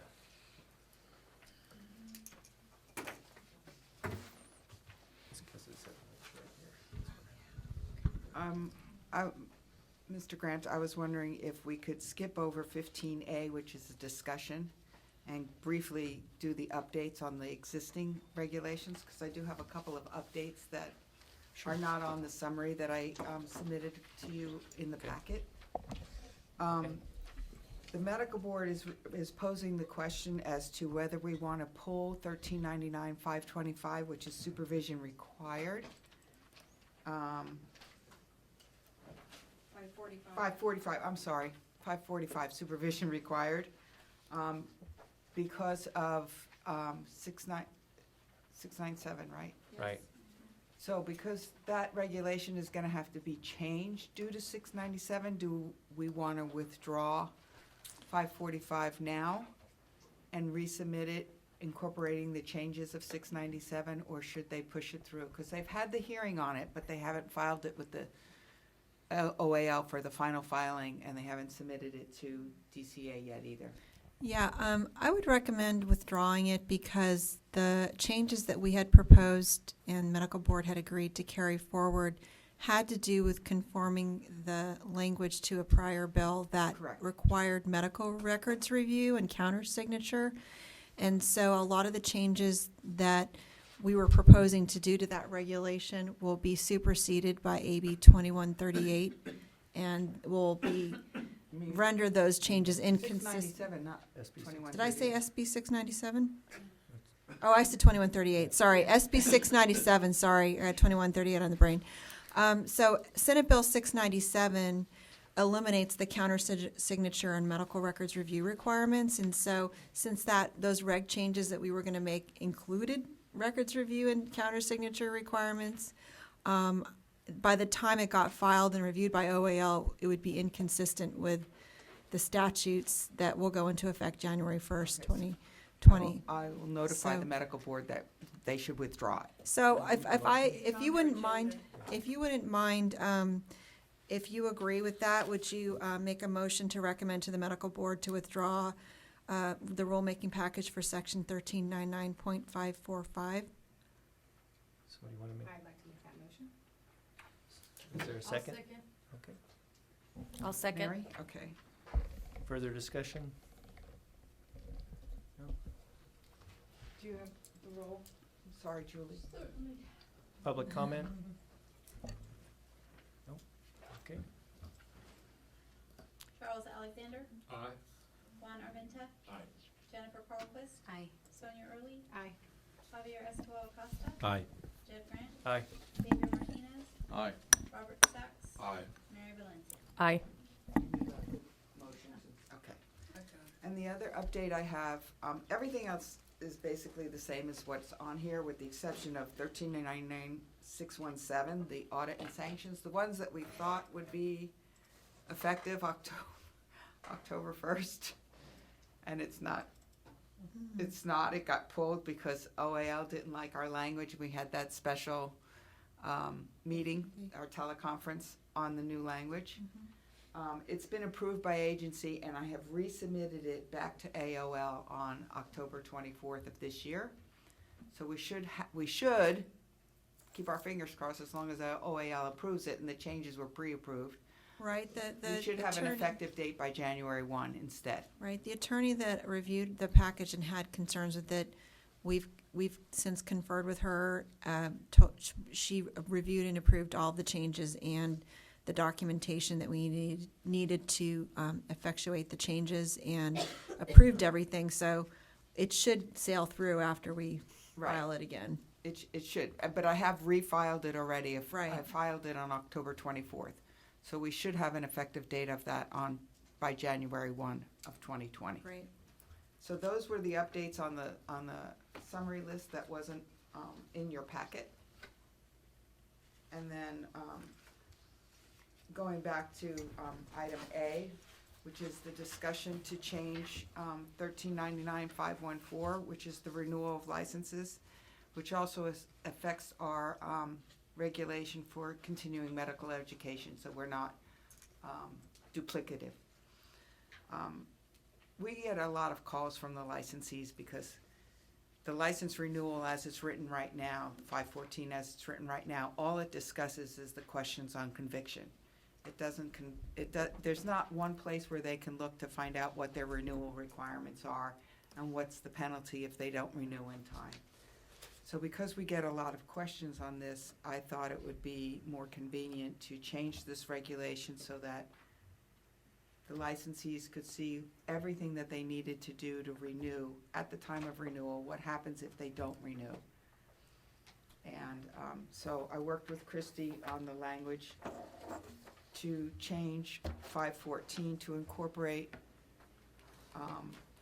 what their renewal document, what questions would be on there, what it would incorporate, the fact that they would have to pay their cures fees, the fact that they would have to be CME compliant, and if they don't renew by their expiration date, they are considered delinquent or their license has expired and they can no longer practice.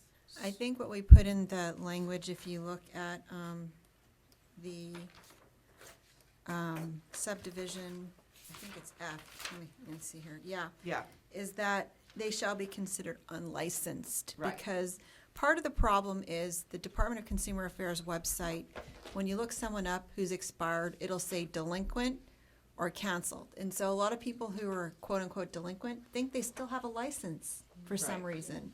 Instead of it saying expired and then the definition says you're unlicensed, that's what all the Department of Consumer Affairs website notices say. So people really think they're still in good standing even though it says delinquent, because delinquency is not a license status. It just means that you would need to pay delinquency fees in order to reinstate your license to active. But for some reason, I don't know, when I fought with Department of Consumer Affairs about that status, because it's not a status, it's not a license status, it should say expired. But because of that, we get arguments from them that say, well, where in the law does it say I'm unlicensed? Right. And it's like, well, if you don't pay your fees, you don't have a license. You don't submit your renewal application, you don't have a license. So I don't know why this We get those arguments happens. all the time on the phone. So too, we've right? decided to put it in here to make it crystal clear so the staff can just point to it and say, this is what it means. This is our interpretation of the law, that when you're expired, you don't have a license, you can't practice. So that's kind of the big substantive interpretation. The rest of it is just standard information that the staff need to process a renewal. So are we putting all of that other information in the regulation? Because Yes. that seems more like policy stuff or things that should be on I just renewed and it was very clear to me on the application what the requirements were. Does that need to be in regulation? Yes, it does. So Okay. anytime you interpret what the requirements are or you implement them, they have to be in a regulation. That's the Administrative Or a Procedure law, Act right, or a requirements. statute. Or a statute. It could be in a statute, but in our case, it just says renewal on a form prescribed by the board, Right. or a renewal is set by the board. So in order to clarify, interpret, or make specific what those requirements are, you need to put them in a regulation. And we're suggesting that we put them all in the 514 part of the regulation so that all the requirements are consolidated in one location. Okay. And then what we're doing is, because the second part of the regulation where it says you have to be CME required is specified in section 1399.615, we've removed that from 615, so we're not duplicative, and we've moved it into 514. Right. Okay, that makes sense. Question. Under D, as a condition of renewal, and then 2, it says, is currently certified by National Commission. That's not a requirement for renewal. No, but they have to have met one of the following requirements. So they either can have CME, or if they submit proof that they're certified, they don't have to do additional CME, or if they're exempt or obtained a waiver from the CME requirements, or if they decide to renew an inactive status, because when you're an inactive, you don't have to meet continuing medical education requirements. Okay. So they have to pick one of those, Anyone. any one of them. Okay, I just wanted to be sure we weren't requiring that, because we have. No, it's any of the following. Okay. Correct, yeah. Okay. And so we're gonna put these in the new regulations. How long will it take to get them? 18 months is a minimum. Yeah, this is not, it shouldn't be controversial, so I would think it would be on the shorter end. Okay. The ones that are more controversial take more like 2 to 3 years sometimes. But we'll have fact sheets about those. I mean, there doesn't need to be a fact sheet. I think it's pretty straightforward. I think what we're getting questions on is just how we're gonna be implementing the new law. Right. So this regulation is pretty straightforward. It's just taking renewal requirements and putting them in one location and then clarifying what your status is if you don't meet the renewal requirements. Is 697 going to require any change to this? I mean, if we could be a little proactive and, I don't see Not any. this one. I Okay. looked at the regulations. Most of the regulations that are affected by 697 are all in Article 4, which is our Supervision. article for it's practice, your Medical services, services. medical services, that kind of stuff. It's that whole Supervision. Article 4, that's scope stuff. Supervision. 1399, 540 through 547, I think it is, are the ones that are gonna be affected by 697. Okay, so do you need a motion to approve the language? Is that?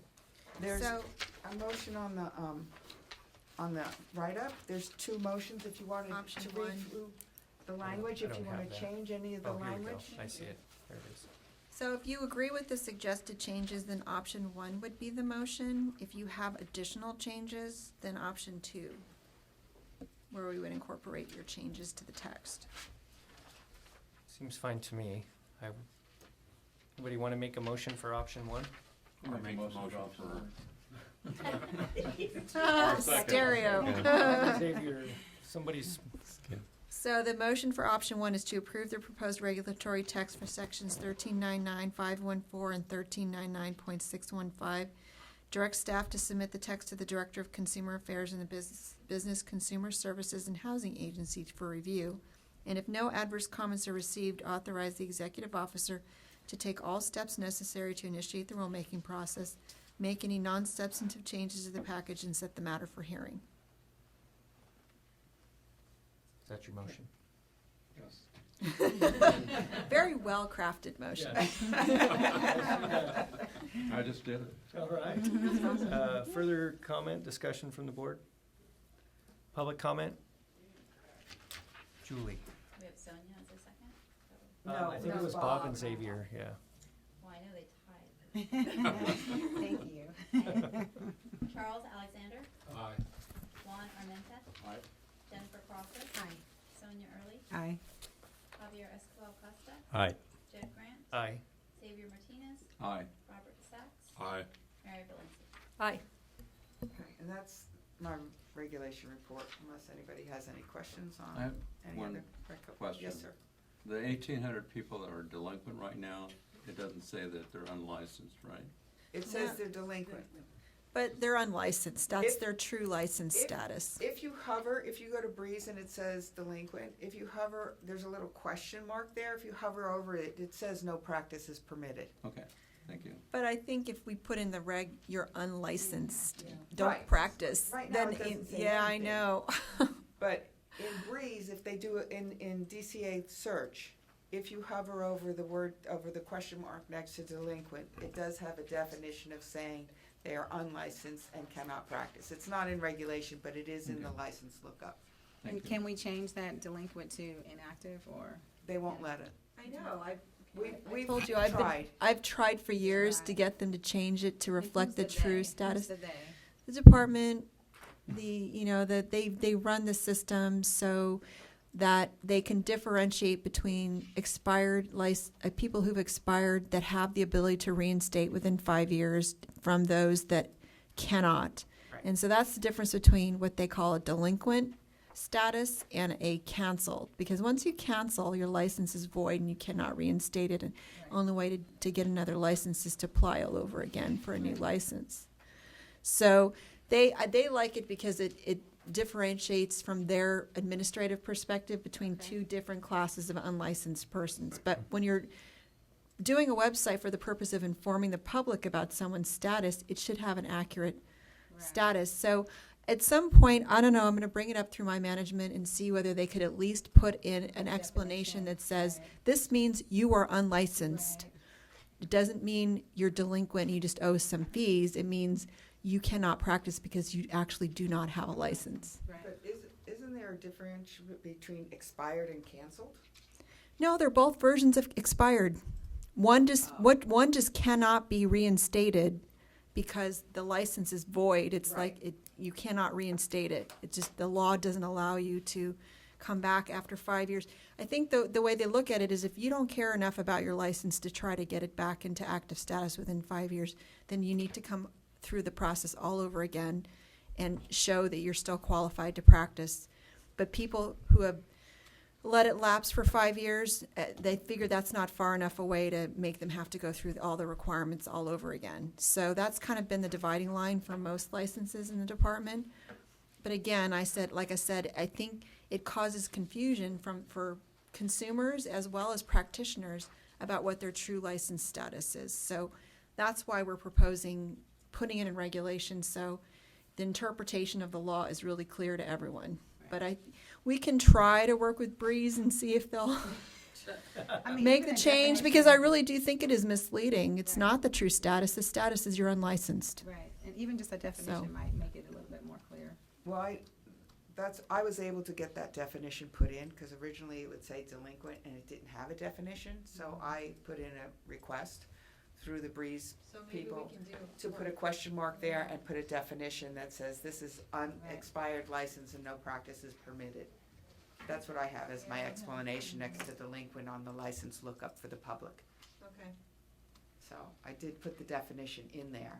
But Yeah. they actually have to click on the question mark to get that definition. Right. Does it also state that the licensee hasn't met the renewal requirements? No. Is there another little bit? No? No, it just says this license I has think- expired I and think no it should practice just flat is out say permitted. unlicensed, Yeah. That but, would be more clear. yeah. Chris, a question for you. Is it Department of Consumer Affairs wide Yes. Yes. that they all? When they expire, they reflect delinquent, and then after 5 years, or for some people, it's even shorter, it's 3 years, then it will show canceled. So I think people, when they see canceled, they go, oh, there's no license anymore. I think most people get that. In fact, a lot of people think it's a disciplinary action when it's actually not.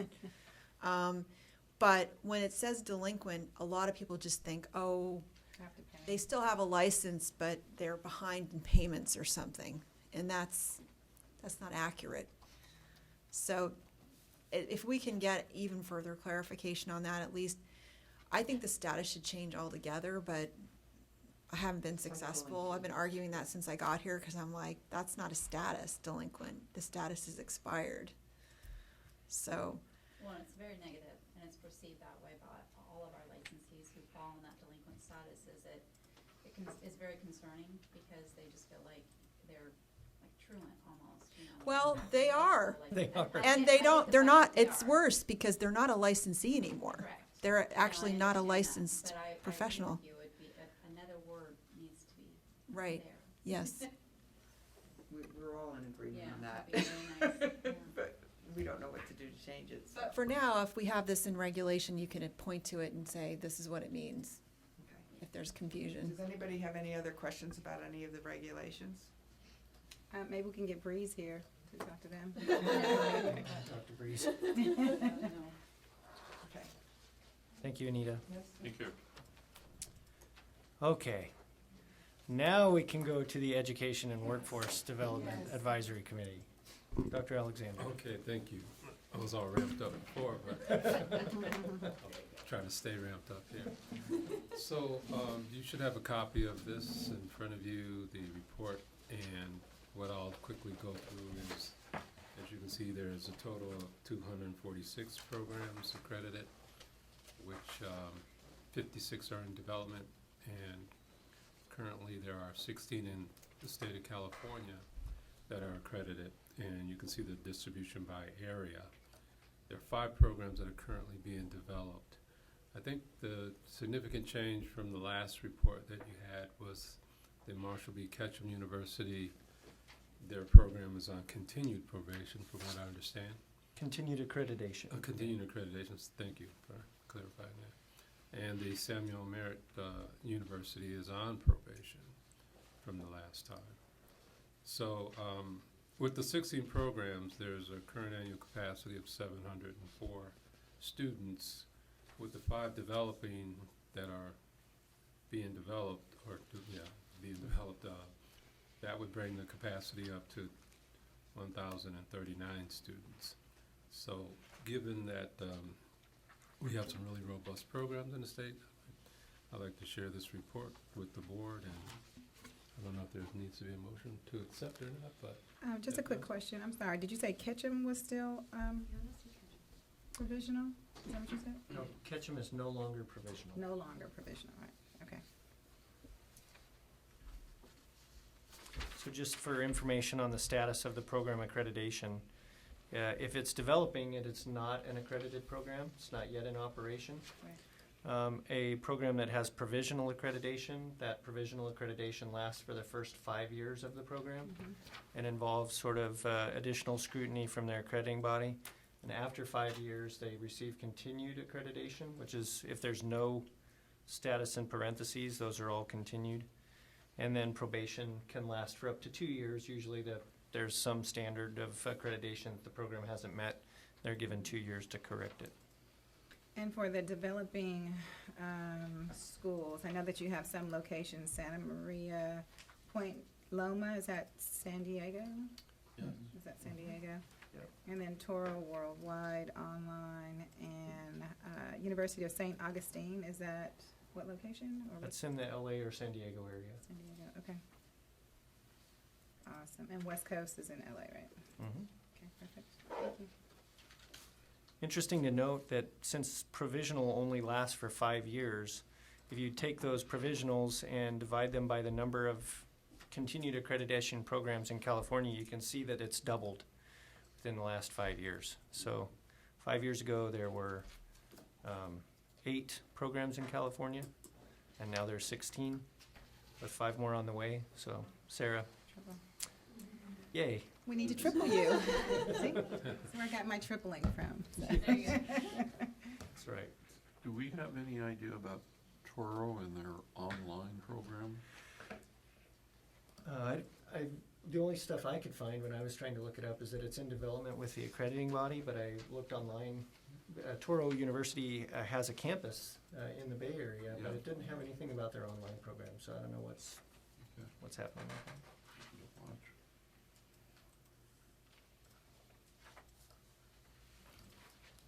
Further discussion? Public comment? Awesome, thanks, Charles. Okay. Next is item 17 from Javier on stem cell and regenerative therapy task force meeting. Sure. Thank you, Lynn, for let us know about the meeting. I attend to the stem cells meeting that the medical board had last month. It was a very interesting meeting. The main reason the medical board created the meeting, it was to grab a little bit more information about what they're gonna do with the stem cells treatment. So how they're gonna work with some of the providers and what kind of regulation they're gonna develop. They still don't know how they're gonna work into that, but they brought a lot of interesting companies and doctors from UC Davis and different other organizations that they are already working on stem cells treatment. So they just grabbing information. Also, it was a lot of comments from the public and a lot of famous doctors from down south all the way to the north of California, trying to grab their opinions about how the stem cells is working and is helping with some of the patients with chronic disease, and how stem cells is also providing good help and support for some chronic disease problems. Now then the upcoming treatment for cancers. But again, still there's a lot of data and poor information, poor data they're trying to collect, and so the medical board can see how can they vote, or how can they start regulating all these new alternative medicine treatments. So they're gonna collect more information. They're gonna have more meetings about it. So the main reason of the meeting was just to grab information from all these experts that they've been doing research on the stem cells for the last 10 years. And I know there's a lot of new upcoming data from bigger universities like Stanford and UC Davis. They're gonna release a lot of good information next 5 years. So I'm pretty sure we're gonna hear more about it. I make a comment before, and that we're gonna start hearing a lot more about the stem cells, plasma treatments, and other type of alternative medicine. So again, we need to be also on top of that. Again, like the medical board, they just hearing information, and I think also we should do the same.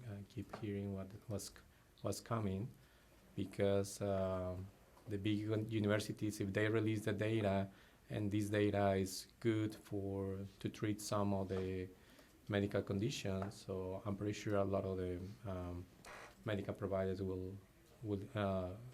try to get those type of trainings and trying to provide those type of treatments to the patients. I have a So, quick question. Yes.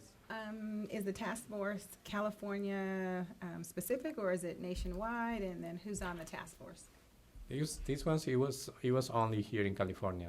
Was only people from California. It was an important team from UC Davis, a stem cells team. Also, it was an important team from down south in LA. I'm not sure from which hospital, but they're working and doing a lot of research for the last 10 years on the stem cells.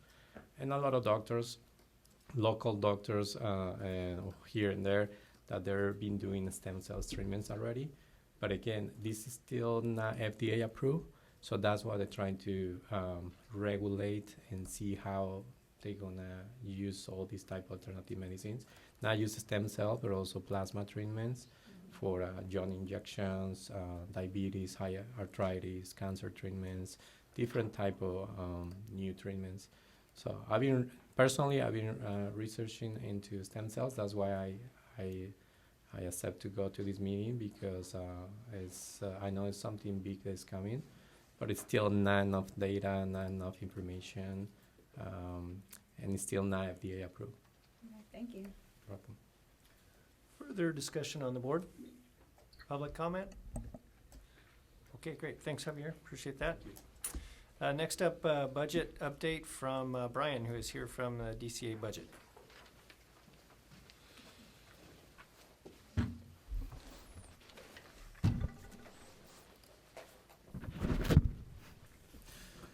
Good morning, Mr. President, members of the board. My name is Brian Skewis. I'm a manager at the Consumer Affairs Budget Office. Today I was asked to present a general budget update as it pertains to the board. I'm going to discuss the condition of the board's fund and estimated closing of last year.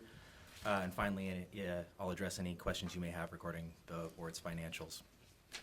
The first document in your packet you'll see is a projection that gives a good idea of year-end expenditures for 2018-19. The main number to look at is in the bottom right-hand corner, which reflects an approximate $4,000 reversion, or 0.2% of the board's budget. The department's accounting team is working on finalizing these figures in the fiscal system, and we anticipate finalization in the coming weeks. The budget office works regularly with program staff to ensure expenditures stay within the budgeted allotment annually. Second document you'll see is a fund condition statement. The fund condition is basically the fund is basically a savings account from which each year's budget is allocated and revenue is deposited. The board started fiscal year 2019-20 with just over $2.6 million in the fund, which is equivalent to approximately 14 months of operating expenses. The board is currently authorized to spend approximately $2.2 million and is scheduled or projected to collect just over $2.1 million. This leaves a gap of approximately $100,000, which will cause the fund balance to decline slightly. While operating in a structural imbalance such as this ultimately erodes the fund, this is not a major concern at this time due to the high fund balance mentioned earlier. If operations continue at this rate over the long term, or if significant expenditure growth is experienced, a cost restructuring or fee increase scenarios should be explored. However, that's premature at this point. Currently, the Budget Office is working on building fiscal year 2020 and 2021 budget for release by the Governor's Office in January. With that budget building comes several adjustments that also affect the board's current year budget. These adjustments are generally associated with the cost of doing business, such as employee compensation, benefits, and other contract-type costs related to enforcement, such as the Attorney General Office hourly rate. Due to the timing of these adjustments, current year expenditure projections will not be as accurate as they could be, mainly because the budget allotment is slightly in flux. Generally, final budget allotment and projections are available starting late November to early December. All in all, I see a healthy fund balance with sufficient reserves. However, close attention will continue to be paid to current year expenditures figures to ensure annual solvency. Thank you for the opportunity to present. If you have any questions, I'm happy to answer them. Do these numbers include the Attorney General's fee increase? The Attorney General's fee increase is effective September of this fiscal year, so it's only been effective for about 2 months. Those budgeted projections on the first document are closing out last year, and on the fund condition, it does not include the Attorney General augmentation fee increase as an augmentation to your budget yet. Yes. So correct. So we haven't finished finalizing the current year adjustments. That Attorney General rate increase, should that be approved by the Department of Finance, would be in addition to that budget allotment to And when compensate. does that take place? Generally speaking, all of that budget building is happening right now, and the big push right now is to get that done for the January 10 release of the governor's budget. So we should have a final decision before the end of the year. Calendar year, excuse me. On the fund condition, the repayment of the $1.5 million, do we get interest on that? You do. That will show up as a revenue source. It will be income from not surplus money. It'll be income from interfund loans. That ultimately will be calculated based on the date that it's actually paid back, and then the accepted rate at the time the loan was taken out. We can certainly research that for you and determine what that amount is. That's part of your board sunset review packet, which we're working on as well. And when do we expect that to be repaid? It'll be in this fiscal year. It's scheduled to be in this fiscal year. So generally, to be perfectly honest, it usually happens the last day of the fiscal year. Is that June 30th? Is that what we're Yeah. It's usually towards the very end of the year. Any other questions from the board members? Xavier? No? I'm sorry. Did you explain the increase in the budgets for 2021? The It says increase. beginning balance. It goes from 26 and 4,000. Oh, correct. So the main jump there is that repayment of the loan. You'll see about halfway down the page, $1.5 million entering the fund. And then in 2021, what was the increase reflect? In 2021, the $4 million at the top, is that the figure you're? I'm sorry, yeah, 2021, from 2019 to 2021. So Correct. the 2020 you said would be the loan. Correct. After the loan. Yeah, so the fund condition works vertically from top to bottom. So the $2,637,000 at the beginning of 1920, we would add all of the revenue directly below that. So $2,144,000 plus the 1.5 million, and then we would subtract all of the expenditures under that. You'll notice that there's $4,075,000 at the bottom of 1920 and $4,075,000 at the top of 2021. That number rolls to the beginning of the next year. Okay, thank you. You're welcome. I do have a question. So for the January meeting, will we have a final 2018-19 report? And will we have a financial statements for the current year? Yeah, the January board meeting, you should have revised current year appropriation, depending on the date of that board meeting. What's the date of that board meeting? January 13th. 13th. So that should be right after the release of the governor's budget. We should have current year revised figures. I can't speak specifically to the closing of 18-19 because that's more of an accounting role than a budgetary role. I can tell you that they're working hard on that, and that it's anticipated. The phrase that keeps getting thrown around is any day now. So they're working on it. Okay, thank you. Further questions? Public comment? Okay, Brian, thanks very much for being here. Thank you. Brian. Appreciate your time. Okay. So I think the next item on the agenda is the legislative committee. Hello, everyone. It'll be very brief today. As you can see, we've provided a handout with all the bills that have failed to pass in 2019, but because we were in the beginning of a 2-year cycle, these could potentially come back in January when the legislature reconvenes. Those would be listed right there. I don't know, do I need to read them? Christie, for the record or anything? It's up to you. Oh, okay, because this handout was not, I mean, it's in the packet, each of the bills. No, not these, not the 2-year bills, right? Just the ones that we have. So the handout covers the bills that failed passage this year for various reasons, and there's a description of each bill. And the bill number. I think these are all bills that we've been tracking. Yes. So you'll continue to track them to the next year? Right. Okay, and then the other ones that actually had some kind of action taken on them, one was AB 476 by Rubio, that was vetoed by the governor. We have a little description there, I mean, from before we've had them. So if you have any questions, and the actual bill, the full packages have been included in the agenda packet. So if anybody has any specific questions, the backup document is there. Next one is AB 521. It was signed into law by the governor. It's the firearms training. So the Board of Regents of the UC will require the center to develop education and training program for medical and mental health providers on the prevention of firearm-related injury and death. Next, AB 1076, Ting, criminal records, automatic relief. So this was also signed into law by the governor. This bill requires the DOJ to automatically update their databases and identify people who are eligible to have certain arrests and convictions sealed. So they're going to do it on a automatic basis versus someone petitioning to have it.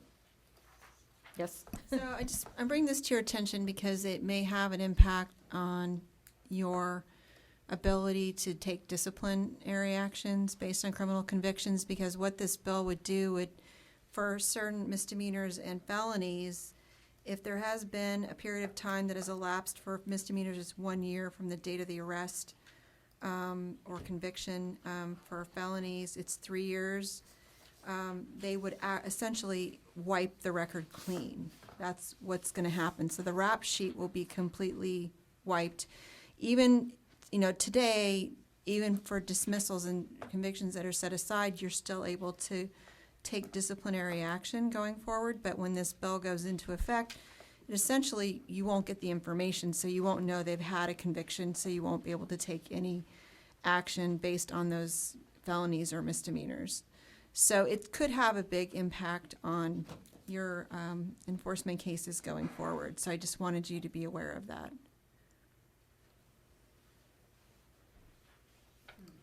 We can still take action if they disclose, though, right? Well, we won't be able, We can't ask them that, but, they won't have a conviction anymore because it'll be erased from the record. so You what happens understand? if an applicant discloses that they had a conviction, but it's not on the record? Then what do we do with that?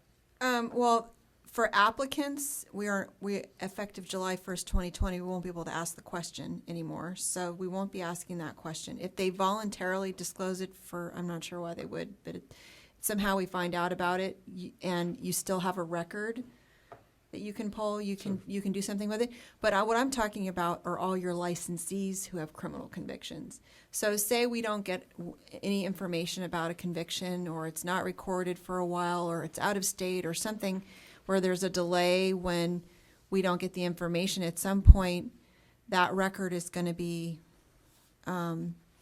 you could be in the middle of an enforcement action and they wipe the record clean.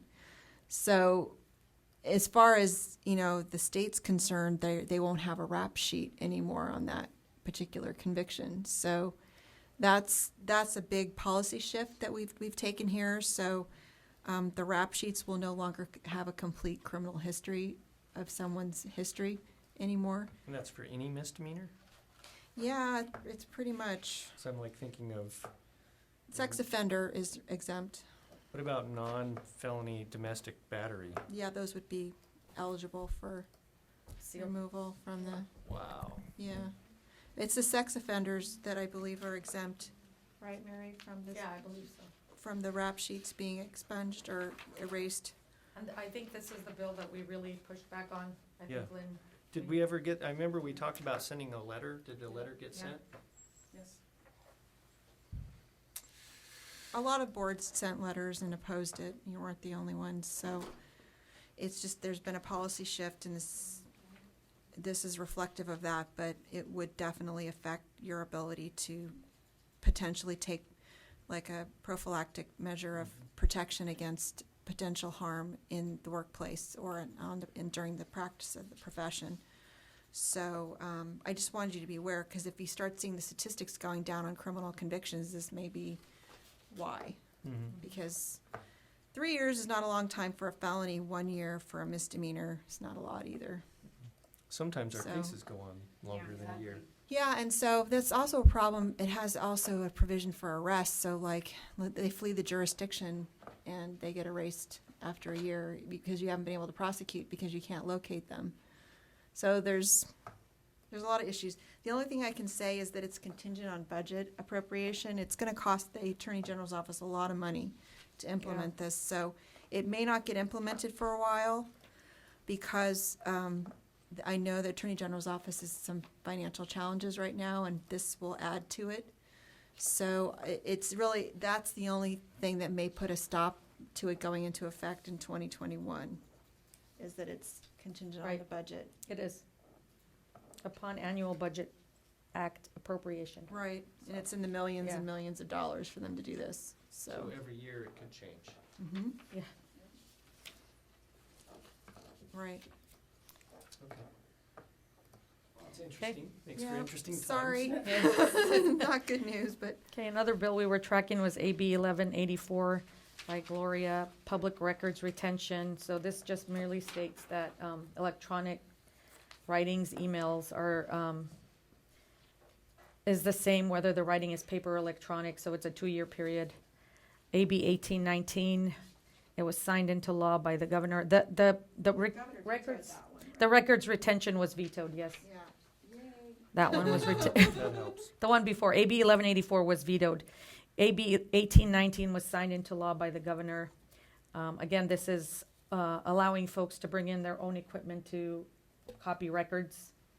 We already let them do that now, Yeah. so it's not a I big don't know change what- for this yeah. department. Okay. Yeah. SB 425, this is by Hill, it was healthcare practitioners. So Christy and I just talked about it, so the difference is this is upon healthcare facilities who receive allegations from patients or representatives accusing folks of sexual abuse or conduct, they are required to report them into us, into the boards, licensing agencies. So that's something new, whereas before it was just contingent upon the practitioner, right? Right. This is actually imposing a requirement on the healthcare facilities itself. So the board would now have authority to fine healthcare provider, healthcare facilities, I should say, 50,000. Let's see, it's willful failure to file a report by healthcare facility or other entity is a civil fine not to exceed 100,000 per violation, and any other failure to make that report a fine not to exceed 50,000 per violation. So you'd have citation and fine authority against healthcare facilities, which you currently don't have. So that would be a big change in enforcement scope there. So I don't know if we'll need to do any adjustments to database enforcement tracking or anything like that, because we don't currently cite healthcare facilities. So, How would you find out about that? a whistleblower maybe reporting that they didn't report it, or maybe a consumer or victim reporting the abuse, and then we find out through records that it was also reported to the healthcare facility. And then we'd have cause to go after the healthcare facility for a citation and fine. Okay. And then lastly, I have SB 518, public records, court costs and attorney's fees. Again, this was about public records availability and inspection. It was vetoed by the governor again. Those are the bills I had. So as Christy mentioned, I'll just list them real quick. AB 193, AB 289, AB 312, AB 358, AB 544, AB 613, AB 890, SB 53, and SB 615 are the 2-year bills, and we will continue to track those. Outside of the AB 1076, the Department of Justice records, a bill which is going to be effective as of 2021. All other bills that were passed and signed by passed by the legislature and signed by the governor will be effective January 1st, 2020. I just want everybody to know that. So we had a busy legislative year this year, and thank you, Jed, for being up here all the time and helping Lynn with all this stuff. As you can see, it's never a dull moment in the legislative world. And so we'll continue to track these and see what happens. Thanks, Mary. Thank you. Before we move on, is there any board member discussion, public comment on Mary's report? Okay. Seeing that we have come to the second to the last item on our agenda. What- it- I do have a something to say. You have a I think comment this on might your be, comments? yeah, comment on my comments. This might be my last report. So I dutifully hand it over to my partner in crime over there, Sonia Early. So the ones that I just listed, please let her know what happens to them for the next, if I'm not around. And I've truly enjoyed all my years here and working with all of you. You guys are all exemplary people Oh, and professionals. Thank you so much. thanks, Mary. We've enjoyed it too, and hopefully you'll be here in January. Hopefully I'll be here in January. Board can look very different here. Yeah, well, okay, so items for the next meeting, I have a review of dates and locations. The FAQ sheet, The sunset report, sunset, yeah, we'll, yes, sunset report review.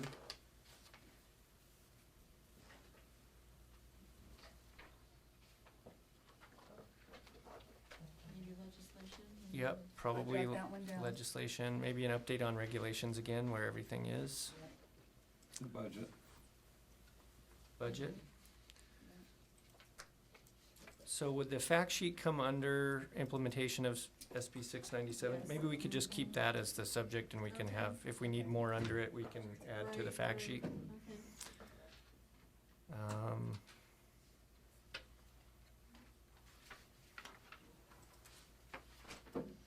That's all I can think of.